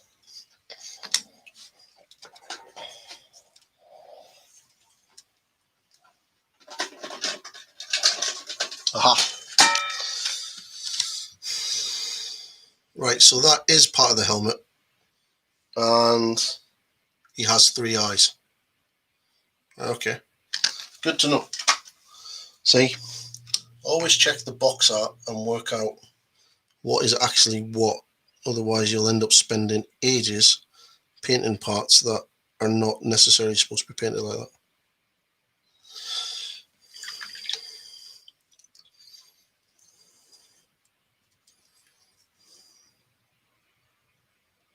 There we go, underneath.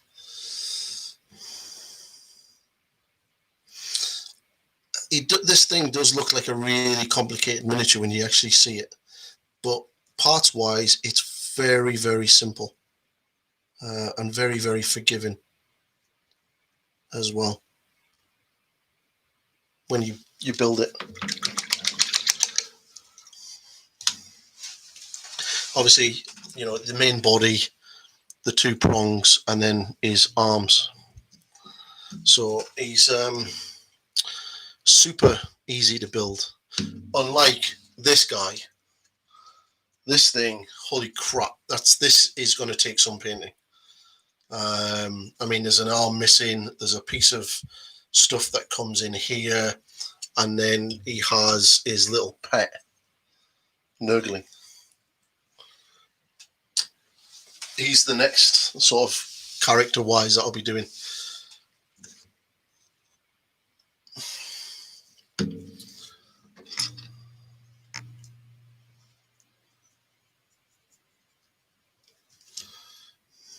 So, sketching, highlights.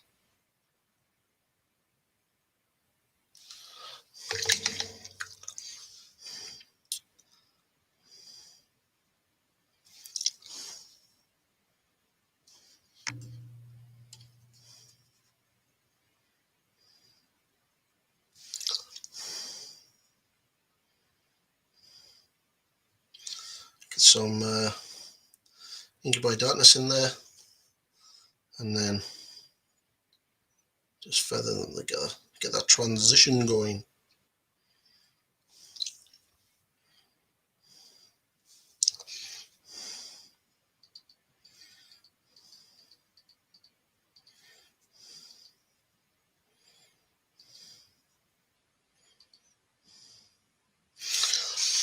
If you do want to do a lot of wet blending and you live in quite a warm area, or you've got a warm room, don't worry, dude. Don't worry at all. We're just talking poop and talking about drinking paint water because it's good for you.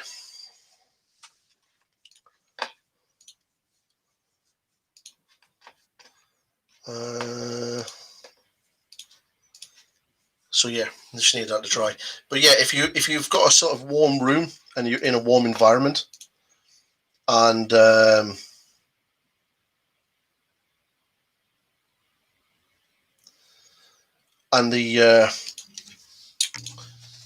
best thing to get hold of is try to get hold of some drying retarders.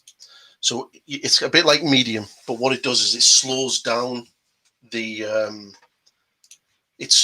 sort of the time that the paint takes to dry. So if you've got issues with heat, or you live in a warm area, or you just want to work on that sort of the blend a lot longer, then get yourself some drying retarders. I don't use them because I've got no issue, and I've kind of got used to now doing very quick blends. That's I can't do two brush wet blending. I just can't do it. I can't get the brush down and pick up another brush in time. I'd rather just stick the brush in my mouth, rinse it, clean it, and then crack on that way. And again, I'm spending a lot of time on the back of a helmet that in reality nobody is going to see, but I know it's there, so I'm doing it.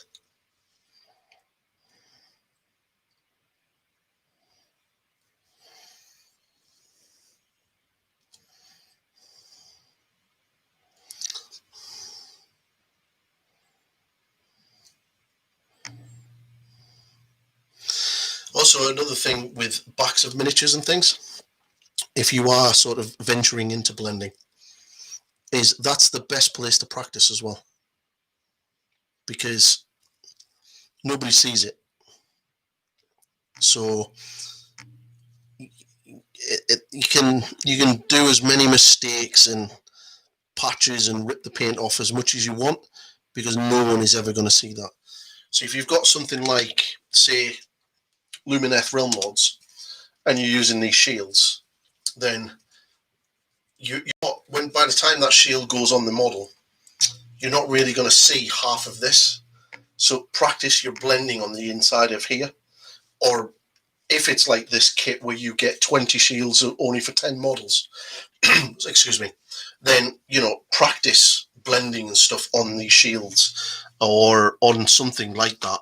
Even using a base, get like an old base and practice on the surface, and you'll get used to how it works, and you'll see how the paint will operate, and you'll get used to it, and then eventually it just becomes second nature.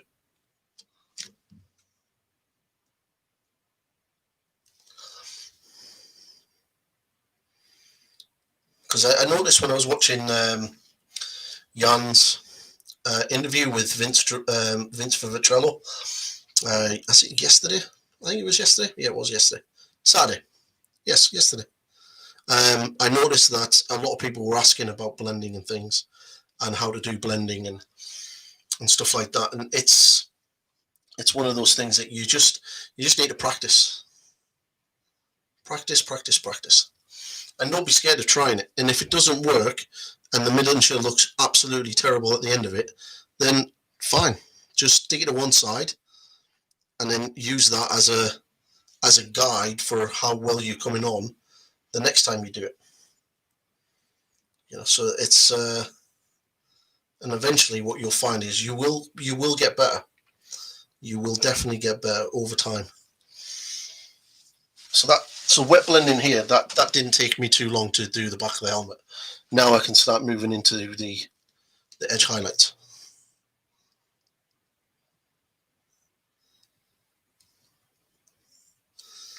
And then I'll add a couple of glazes of the brown just to sort of give a little bit more contrast.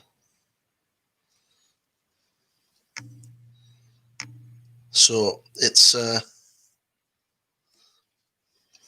skill that you kind of learn by practicing. But once you've got it and you understand and you feel comfortable with it, you can get through miniatures so quickly and to a really good standard. Or if you go onto Facebook, some people will say you can cheat and you can use an airbrush and it'll literally do it for you. Airbrushing is not cheating. It's just using a different tool.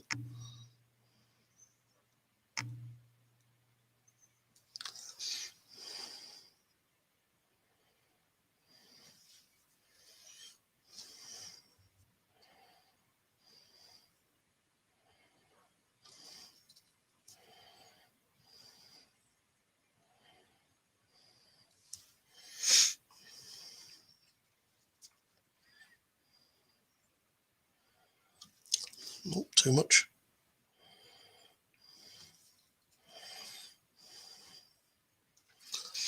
And if you do make a mistake like that, wet your brush, wipe it off as quick as you can before it dries. And then not an issue. And if you play Death Guard and you make a mistake like that and you don't get it off in time, weather it, make it look damaged and hide it. So I don't know if you can see that. It's gonna focus in on it. So you sort of see the transitions. Nice and quick and easy.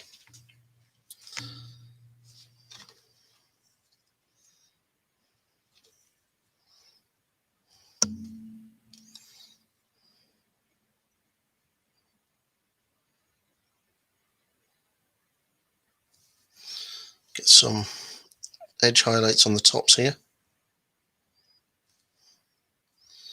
And then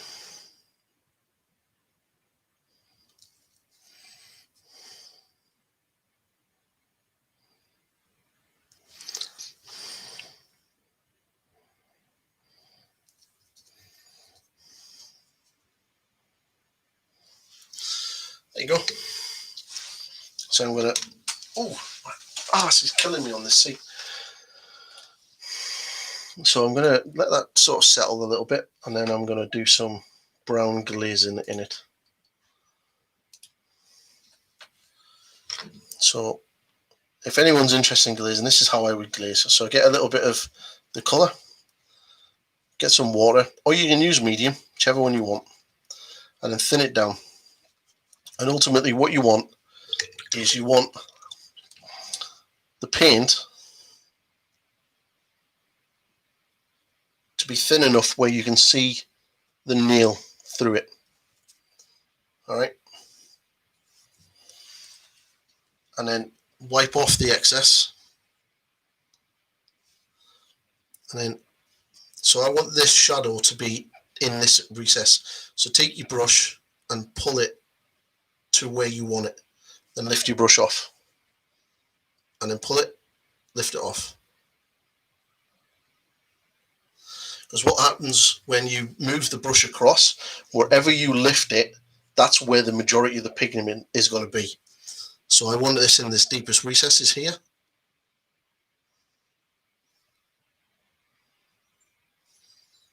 And move the brush into that corner. Because it's ultra thin paint, it'll only take a couple of seconds to dry. So you can go back over that as well. That's essentially glazing. Now I can do a 20-minute video on that and really go into glazing and how to use glazing with things like layering. And if you're very new to trying to get a transition in your paints and you want to sort of transition like a highlight and a shadow mixed in together, like I've done here, what you can do is you can do what's known as layering with glazes. So you would basically put your base coat down. You then get your mid-tone or your highlight, and you would paint that over the top in the area that you want that to be highlighted. So if I was doing it here, I would do the dark green, and then I would paint all of this area here and a little bit there with my highlight. And then what I would do is then I would get a mid-tone or a slightly darker tone and make a glaze, and then slowly keep pulling it over until I essentially make that line disappear, if you understand. And then you refine that a little bit more with other glazes, with different mixes, just to sort of strengthen and soften certain areas. But glazing is such a great tool because you can change so much with a miniature, with a glaze.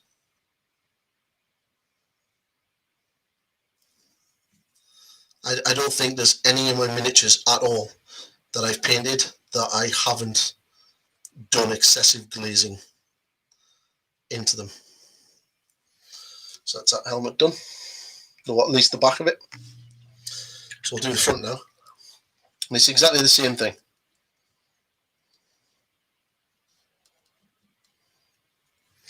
So working up those, just that layer. And I'm using my size 0 brush because it's quite a small surface that I'm working with. So there's no point of working with the size 1 there because the brush is too big.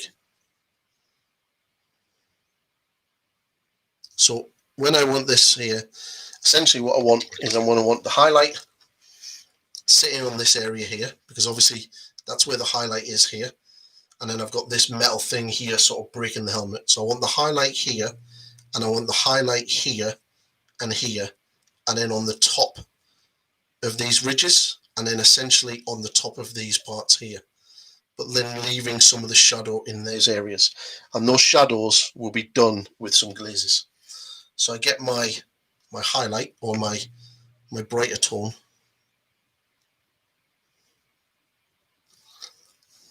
and then get a little bit of the Ink by Darkness, and then while it's still wet, just blend it in together, working the colour down, and then working this colour back up.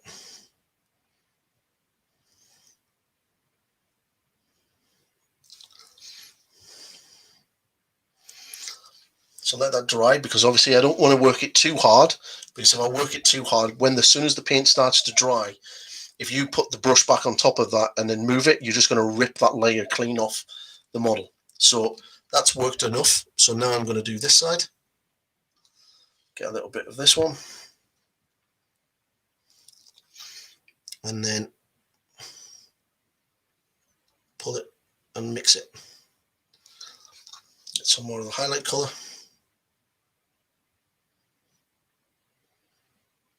Pulling it up because that's where I want the majority of this pigment to be. And then leave that to dry.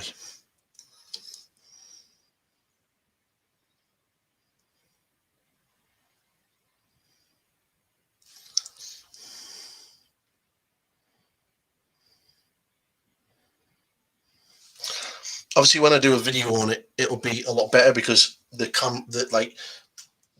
picture that you're looking at will be like that big rather than down here, and it'll be in more detail.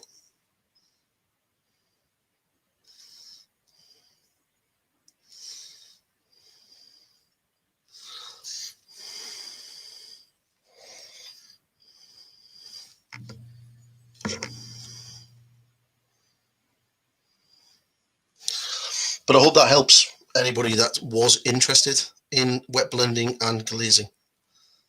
I hope that gives you enough information for you to go and try it yourself. And not be scared to do it. It can be quite intimidating when you first sort of get into it.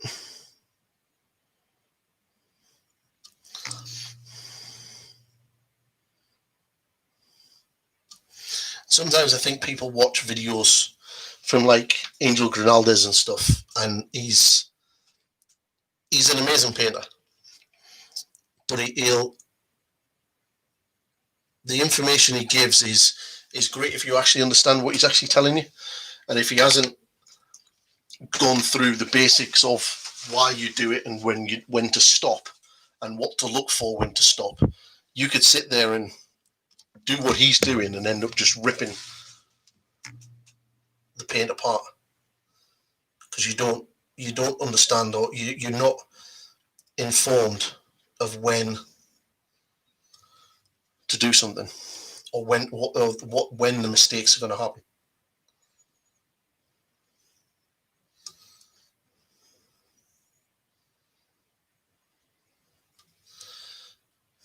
But another thing as well is you don't have to wet blend everything.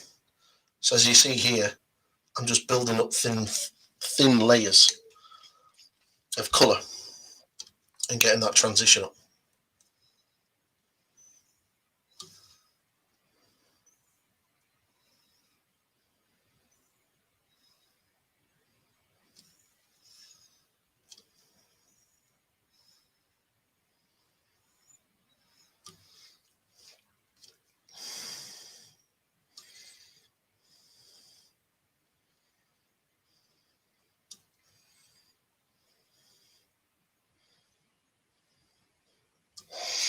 Wow, streaming for 2 hours.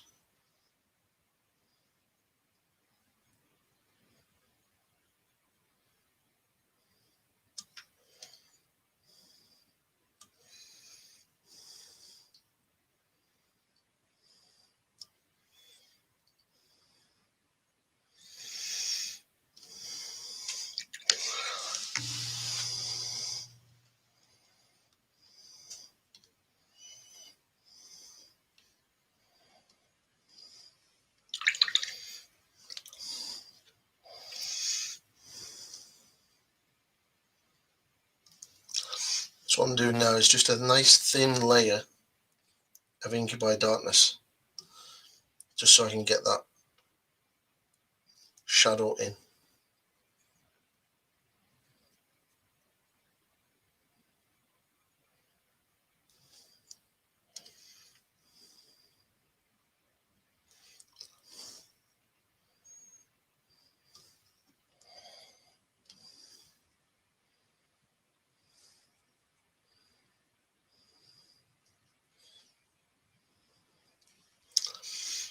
And this side will take a little bit longer because there's a lot more fiddly areas to play around with.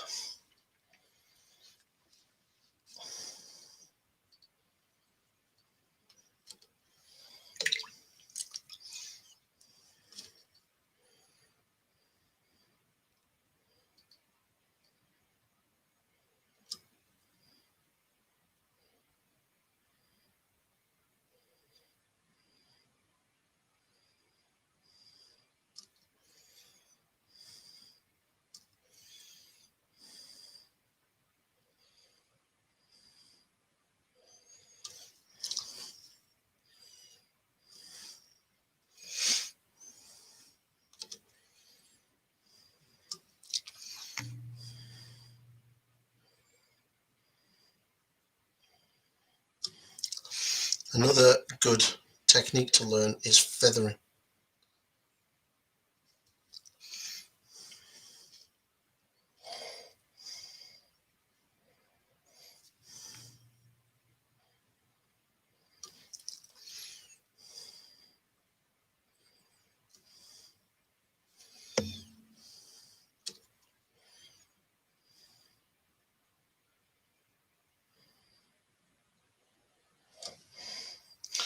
Wow, 10 to 9.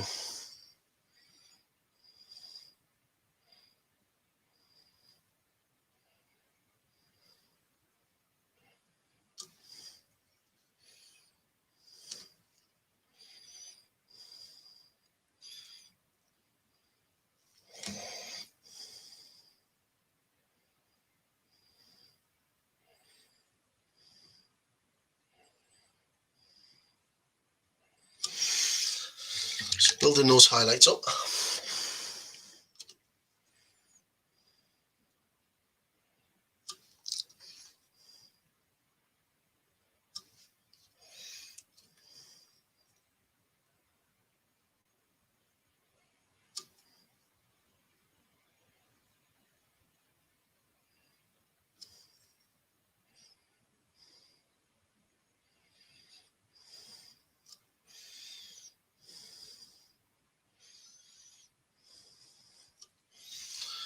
So as you can see, it's starting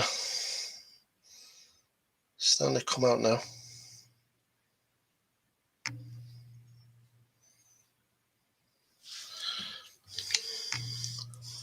And we'll just jump up to that tone.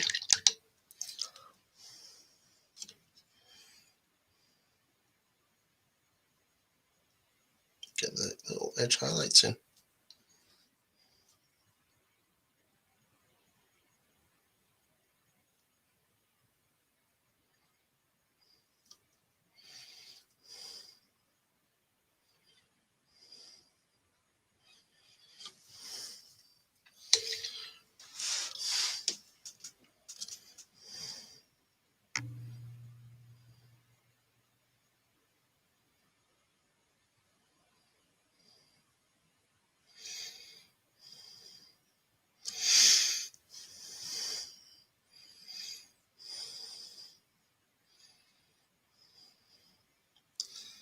And then we'll really start to pop now. So while I'm doing that, I'll get these glazes in for the darker areas.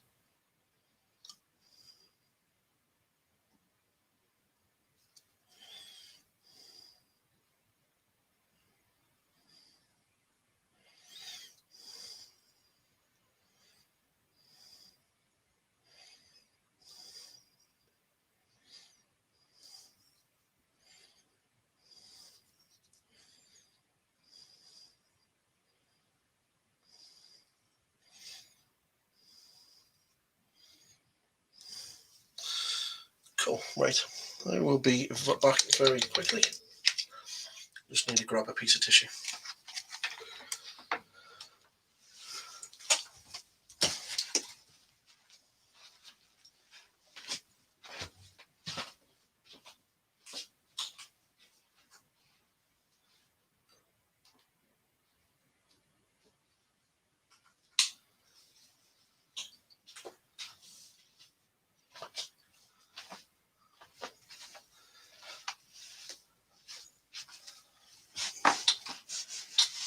Oh, that's better.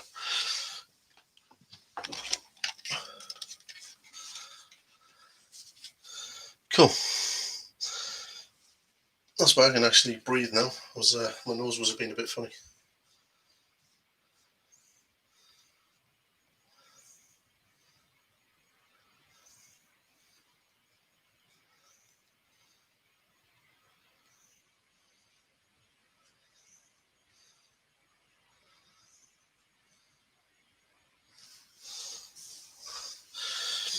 So what I want to do is I just want to bring that highlight up here a little bit more, because there is a little bit of a tear there where I made a little mistake.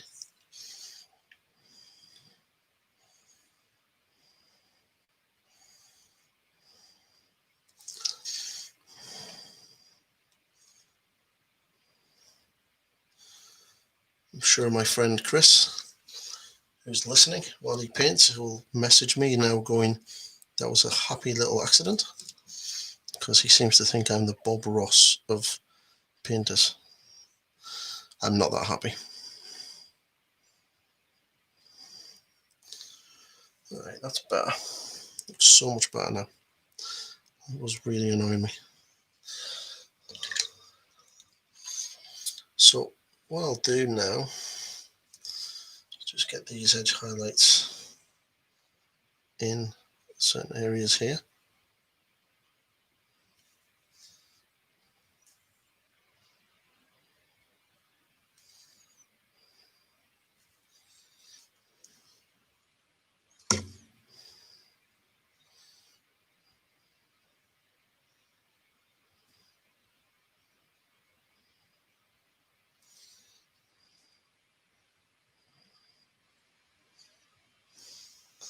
Just like that.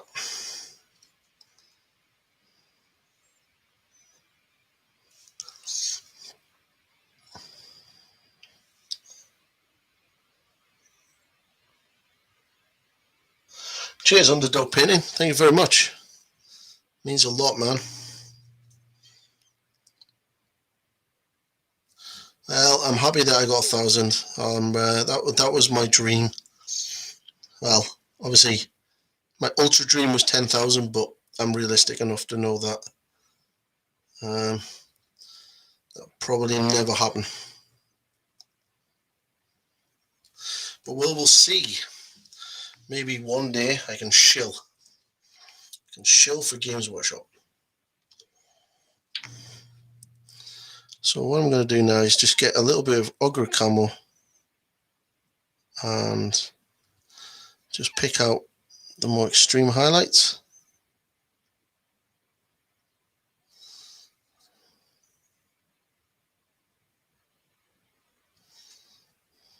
And then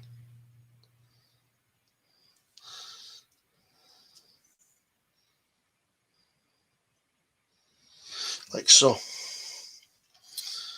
So really see that starting to pop now. Just going to focus in on it. Yeah. Kind of.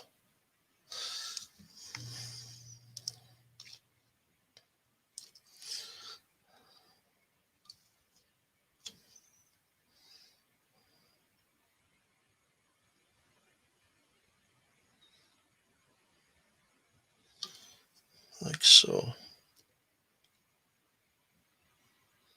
Nice thin edge highlights just to bring that head out.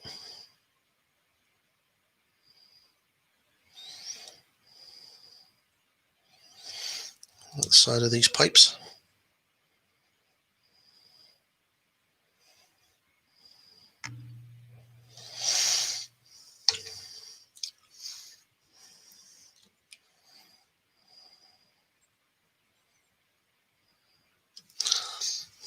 Oh, too much paint.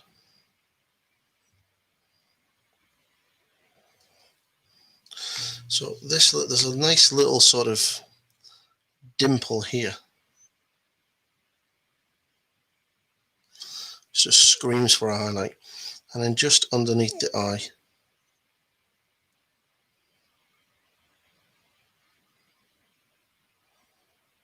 Like that. Yay, happy with that. That's looking pretty good. Looking pretty good.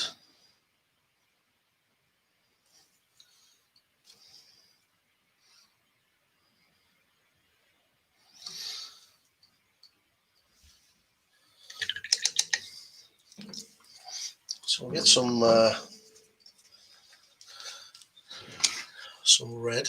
We'll do these eyes.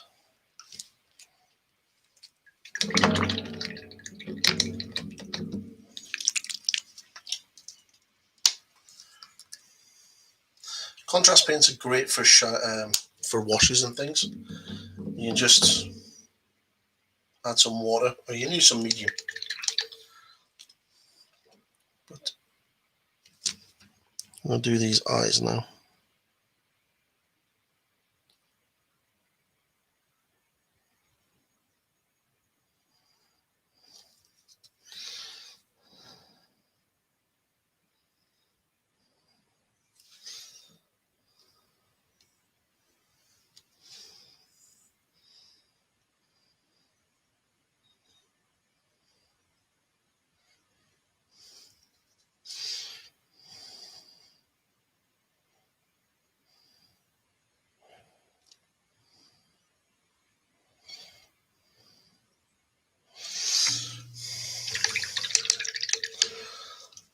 Right, let that dry. Then we'll get the wash over the top of them. And then I think is that metallic around the eyes or not? No, didn't think so.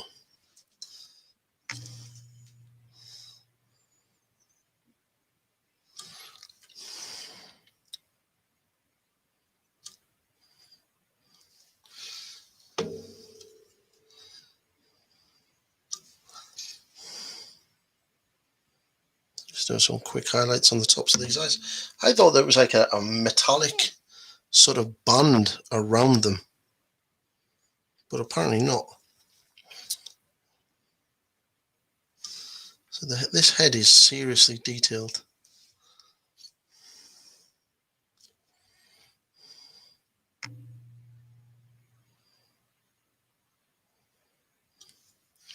Just get an edge highlight on the green around the edges.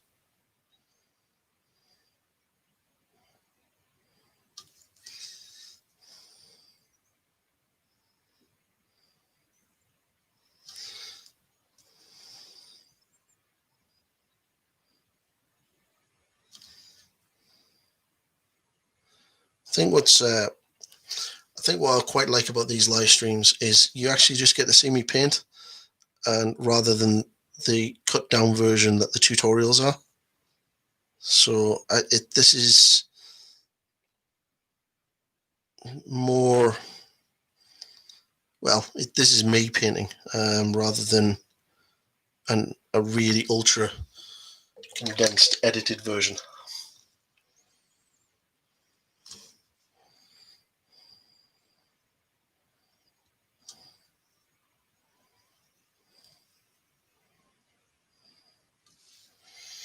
Right, that's better. So we get that black, and then we'll just go over the eyes, making sure when you put contrast paint on, make sure you put the brush where you want it mainly to be. So I want it mainly to be in the recesses on the outside of the eye. So I want to create that black line around the eye for when I actually start putting the highlights on. And the great thing with contrast paints is because it is a contrast paint, it will automatically pull away from the higher surface. So the top of the eye lens will pull away and it won't leave as much paint there. So just give that a minute to dry and I'll have some more Baileys. Check social media. Wow, more subscribers. Thank you very, very much. If you're watching the channel, watching the stream, thank you very, very, very much. Oh, still more people arguing on Facebook. Not getting involved in that. That'd be drama.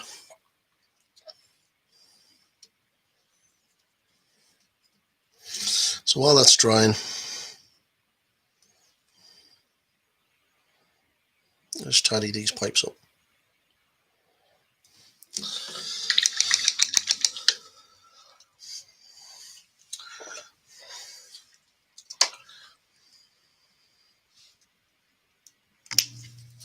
This is a huge stream, nearly 2.5 hours. If my bedroom wasn't literally right next door to where I paint, I would be tempted to do a 24-hour live stream. But I could never do that because my wife is literally, or would be, like 3 or 4 meters away from where I'm sat right now. And she's a really light sleeper, and she would kick my ass talking all night long. So sadly, 24-hour stream is just not going to happen. It would be cool though. Right, so that contrast paint should now be filled, should now be dry. So what we're going to do is we're going to get some Evil Sunz Scarlet, give it a good shake, and get some of that on the palette. And then we want some Wild Rider Orange, Wild Rider Red. I got shouted at actually in the comments on one of my videos for calling it Wild Rider Orange. It's Wild Rider Red. Looks orange to me, but okay. And then we want a little bit of Uriel Yellow or Flash Kit, one or the other. A bit more than that. And then some white.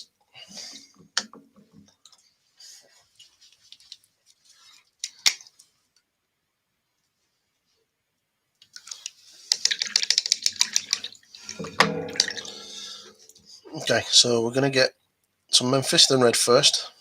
I'm going to thin that right down. And essentially, we're going to paint this so it's at the bottom of the eye lens. If you've seen how I did gems, this is basically the same thing.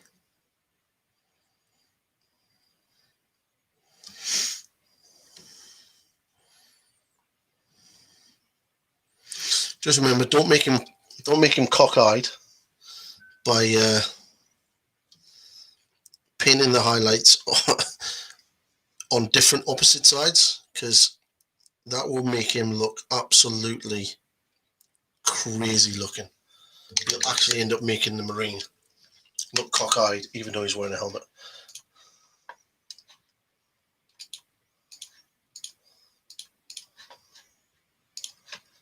Huh. Yes, happy little accidents. And then what we want to do is get some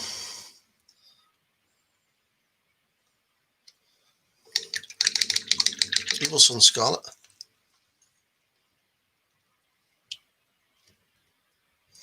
Yeah, the new camera is so much better. So much better.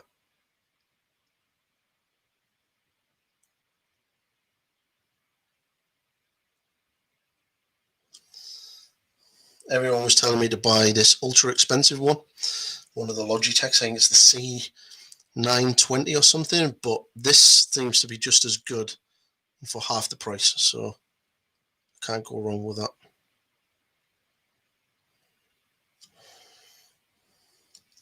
And then with some very thin layers and very steady, just cover the side and the underneath.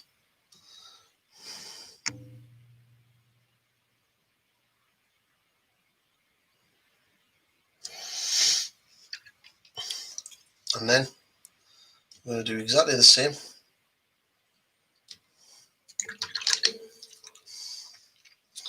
with some Wild Rider Red, not orange.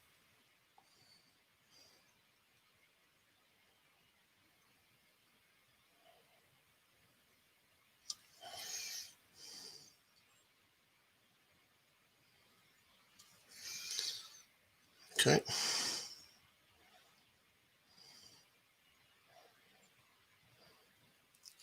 Super slow.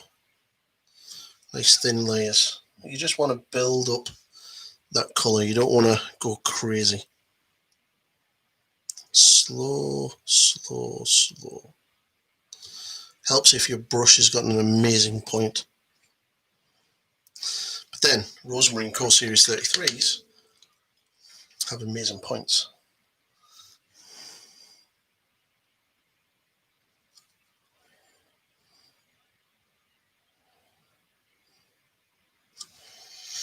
Okay, so I don't know if you can see that, how clear that is for you.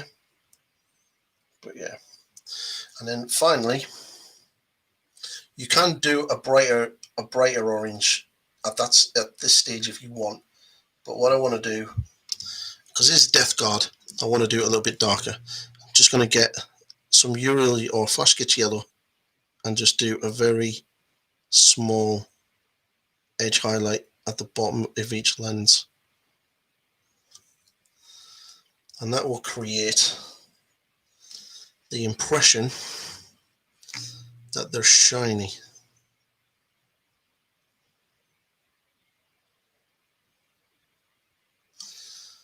And that one.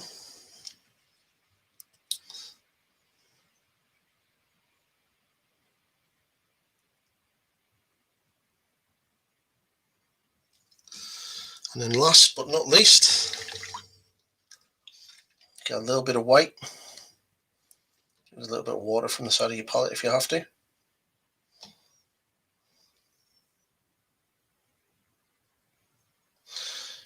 Yeah, man. Oh, cheers, Shane. I didn't realise that was you. Thank you very much for helping me get the camera, man.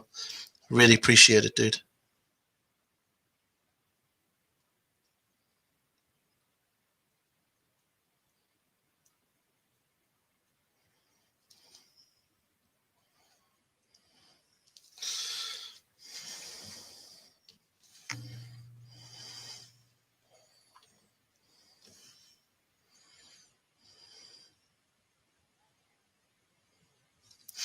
And get those little edge highlights in, little spot, and there you go.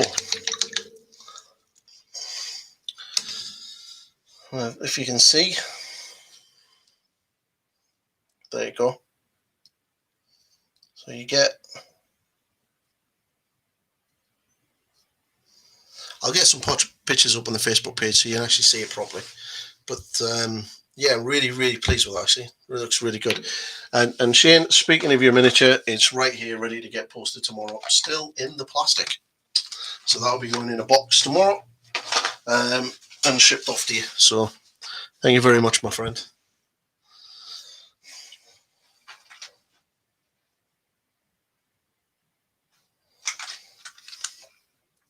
So that's brass on the head. So yeah, that's really good. I'm really, really happy with that. I'll do all the metallics later on. I just maybe really want to concentrate more on the green. But I will get some pictures up on the Facebook page and Instagram so you can actually have a better look at it.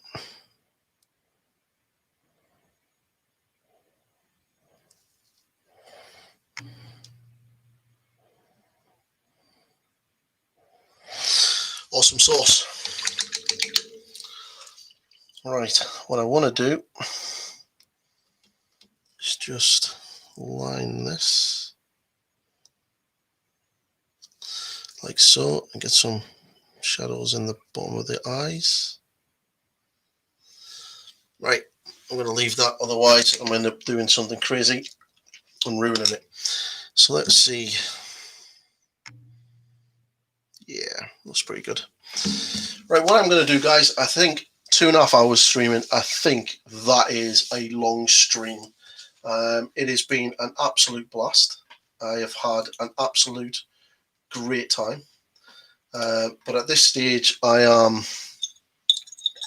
not much left of my Baileys.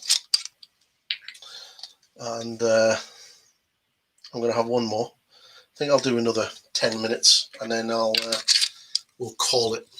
So if you have any burning questions of things that you want me to do, want me to see, anything that you want to know, we'll do a quick 10-minute Q&A and then I'll wrap it up for the night and proceed to finish drinking the rest of my Baileys on my sofa. So fire away, boys and girls. I am open to your questions. Obviously, you're on YouTube, make it clean.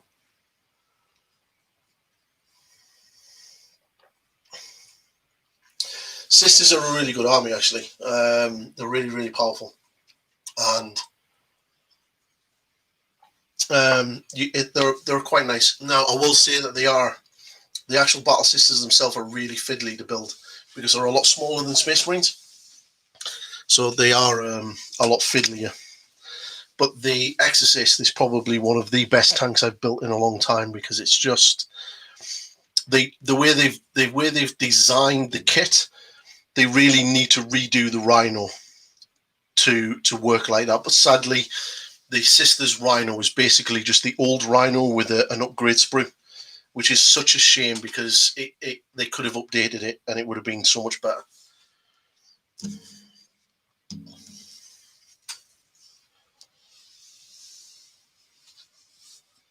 But she'll be super cool, actually. She'll be really nice. Some nice parts to it. I wonder if you get the artwork in the box that it's based on. I've not opened it, so I wouldn't know. If you do, let me know, because there's a picture of the artwork on the back. I don't know if that's like a sort of, if it's just sort of so you can get a reference of it, or if you do get a little version of it in the box. Be cool if you do.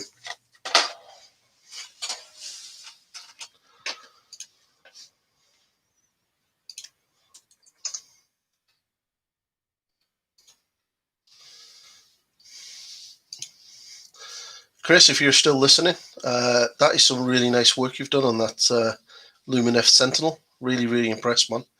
I really like the blue. You've definitely done well on that bit. Good lad.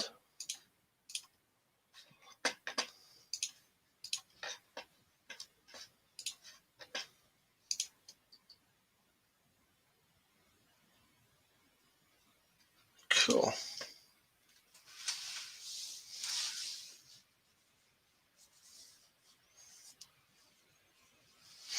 Yeah, I was going to do Sisters, but I don't know what put me off. What was it that put me off?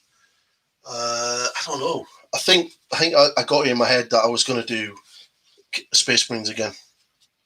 How long have I been painting for? I started the hobby when I was 9, but I wasn't really a painter. Well, I kind of did like scale models, like airplanes and stuff, but this kind of stuff I didn't really paint until I was probably in my teens when I started actually painting properly.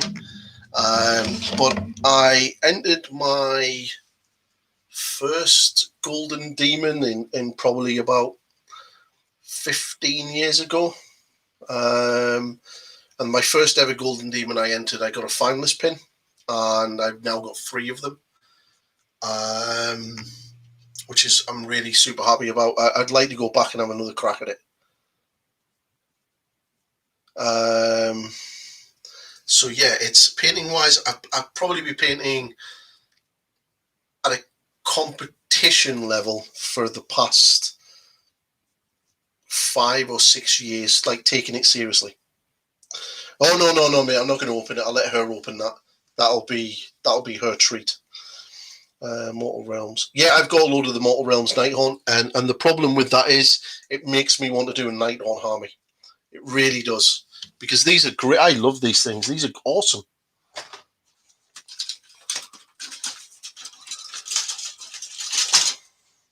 think I've got these, and these. I think I've got Banshee somewhere as well. Pretty sure I had a single character. Sure I did.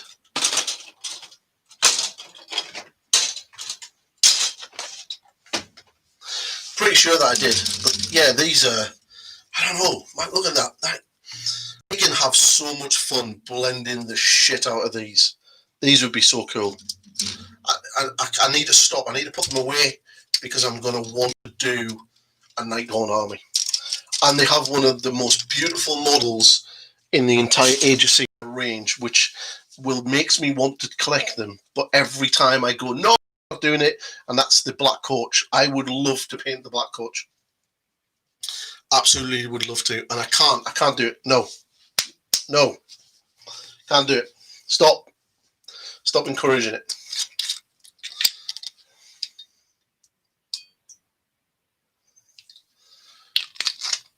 But yeah, they are really nice, and damn, I'm going to talk myself into doing a Nighthaunt army now. I suppose there's a lot of cheap Nighthaunt kicking about because there's most people who did the Mortal Realms was only interested in the Stormcast, not really the Nighthaunt. And I'm pretty sure I had a Banshee somewhere. No idea where she went.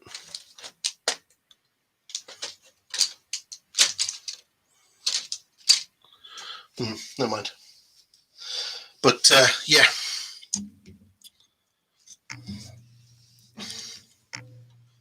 Really pleased. But yeah, I'm really happy that that she's going to like that miniature. And send me either post them up on the page or fire them in a PM, and I'll have a look at them.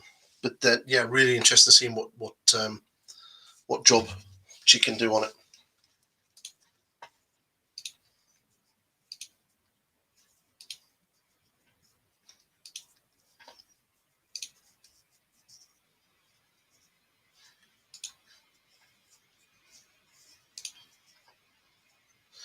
Any other questions?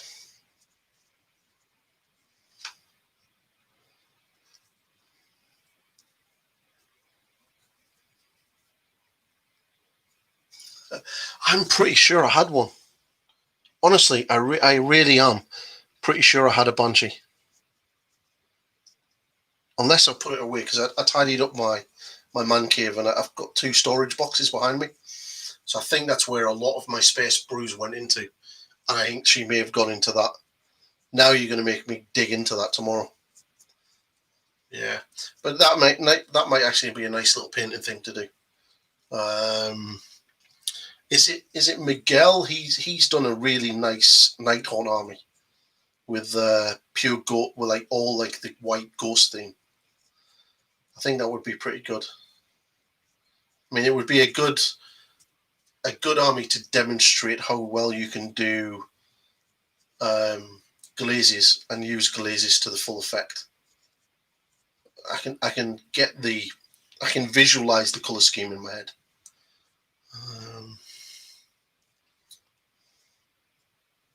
I'd be highly surprised if there wasn't an absolute crap load on eBay. Because, like I said, everybody seemed to want the Stormcast Eternals. The same as a lot more people wanted the Primaris Space Marines rather than the Death Guard.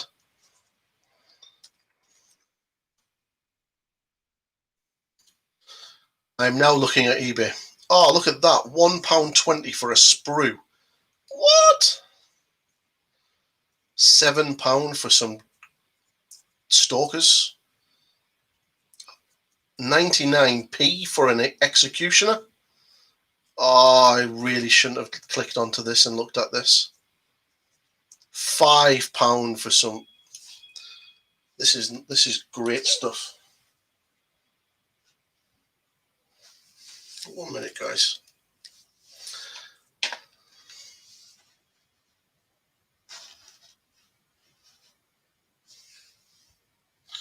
Right, so what time is that? That is coming up 2 hours and 40 minutes. So what I'm going to do is I am going to call it there. And thank you everyone who has subscribed to the channel, who has shared the shit out of the channel and poked friends and relatives to subscribe to it to get me over that line. Thank you very much. From the bottom of my heart, I love you all. You are all amazing. Tomorrow I'm going to be filming the first of the Space Marine series videos. I'm going to actually be doing the full Marine on all the details on it, rather than just the body like I've done in the past. And the first one of them will be getting done tomorrow, so expect that at the end of next week. And then the week after that, you'll get the first Marvel miniature for Marvel Crisis Protocol, which will be using the majority, will be using the Scale 75 paints. And so yeah, it's going to be, they'll look very different, and I'll explain in the videos of why these paints are a little bit different compared to the GW type paints. So that's going to be the content for the next couple of months. I'll throw in little other videos every now and again for like a Lumineth shield, painting different colored skin tones on Space Marine heads. And once I've got through that, then we'll sort of look at some other stuff. But that's a good 3-4 months worth of content planned and ahead of us. So you've got plenty to keep you going. If you do want to support me in other ways, I am going to sort of resort my Patreon page out. So it's more of a shout out to Patreon backers, and you'll get sort of, rather than having things behind a paywall and content just for you, which is something I don't want to do, it'll be more, you'll get sort of different sneak peek pictures of things that I'm working on that may be on the channel in a future date. And as well as, once, if the Patreon sort of picks up steam, what I'll then do is I'll do a raffle for Patreon backers only, using the funds from the Patreon to essentially buy the prize support for the raffle. Like I said, I've got a full-time job, so I'm not doing this as a job, and don't need Patreon to support me, my lifestyle, because I have a job to do that for me. This is purely a hobby, so whatever you guys want to give me, I will try to give back to you at some point. Okay, so it's not really done for profit. But it will also allow me to buy specific miniatures for tutorials, rather than actually sort of using parts of my hobby budget that my wife sets me every month. So thanks very much again, and I will see you all in the next video, and I will probably stream again on Sunday afternoon, because I think now I've got a good camera. I will stream probably every other Sunday. So probably starting from Sunday next week, and then it'll be on a 2-week rotation. So thanks again, and I will see you later. Bye, guys.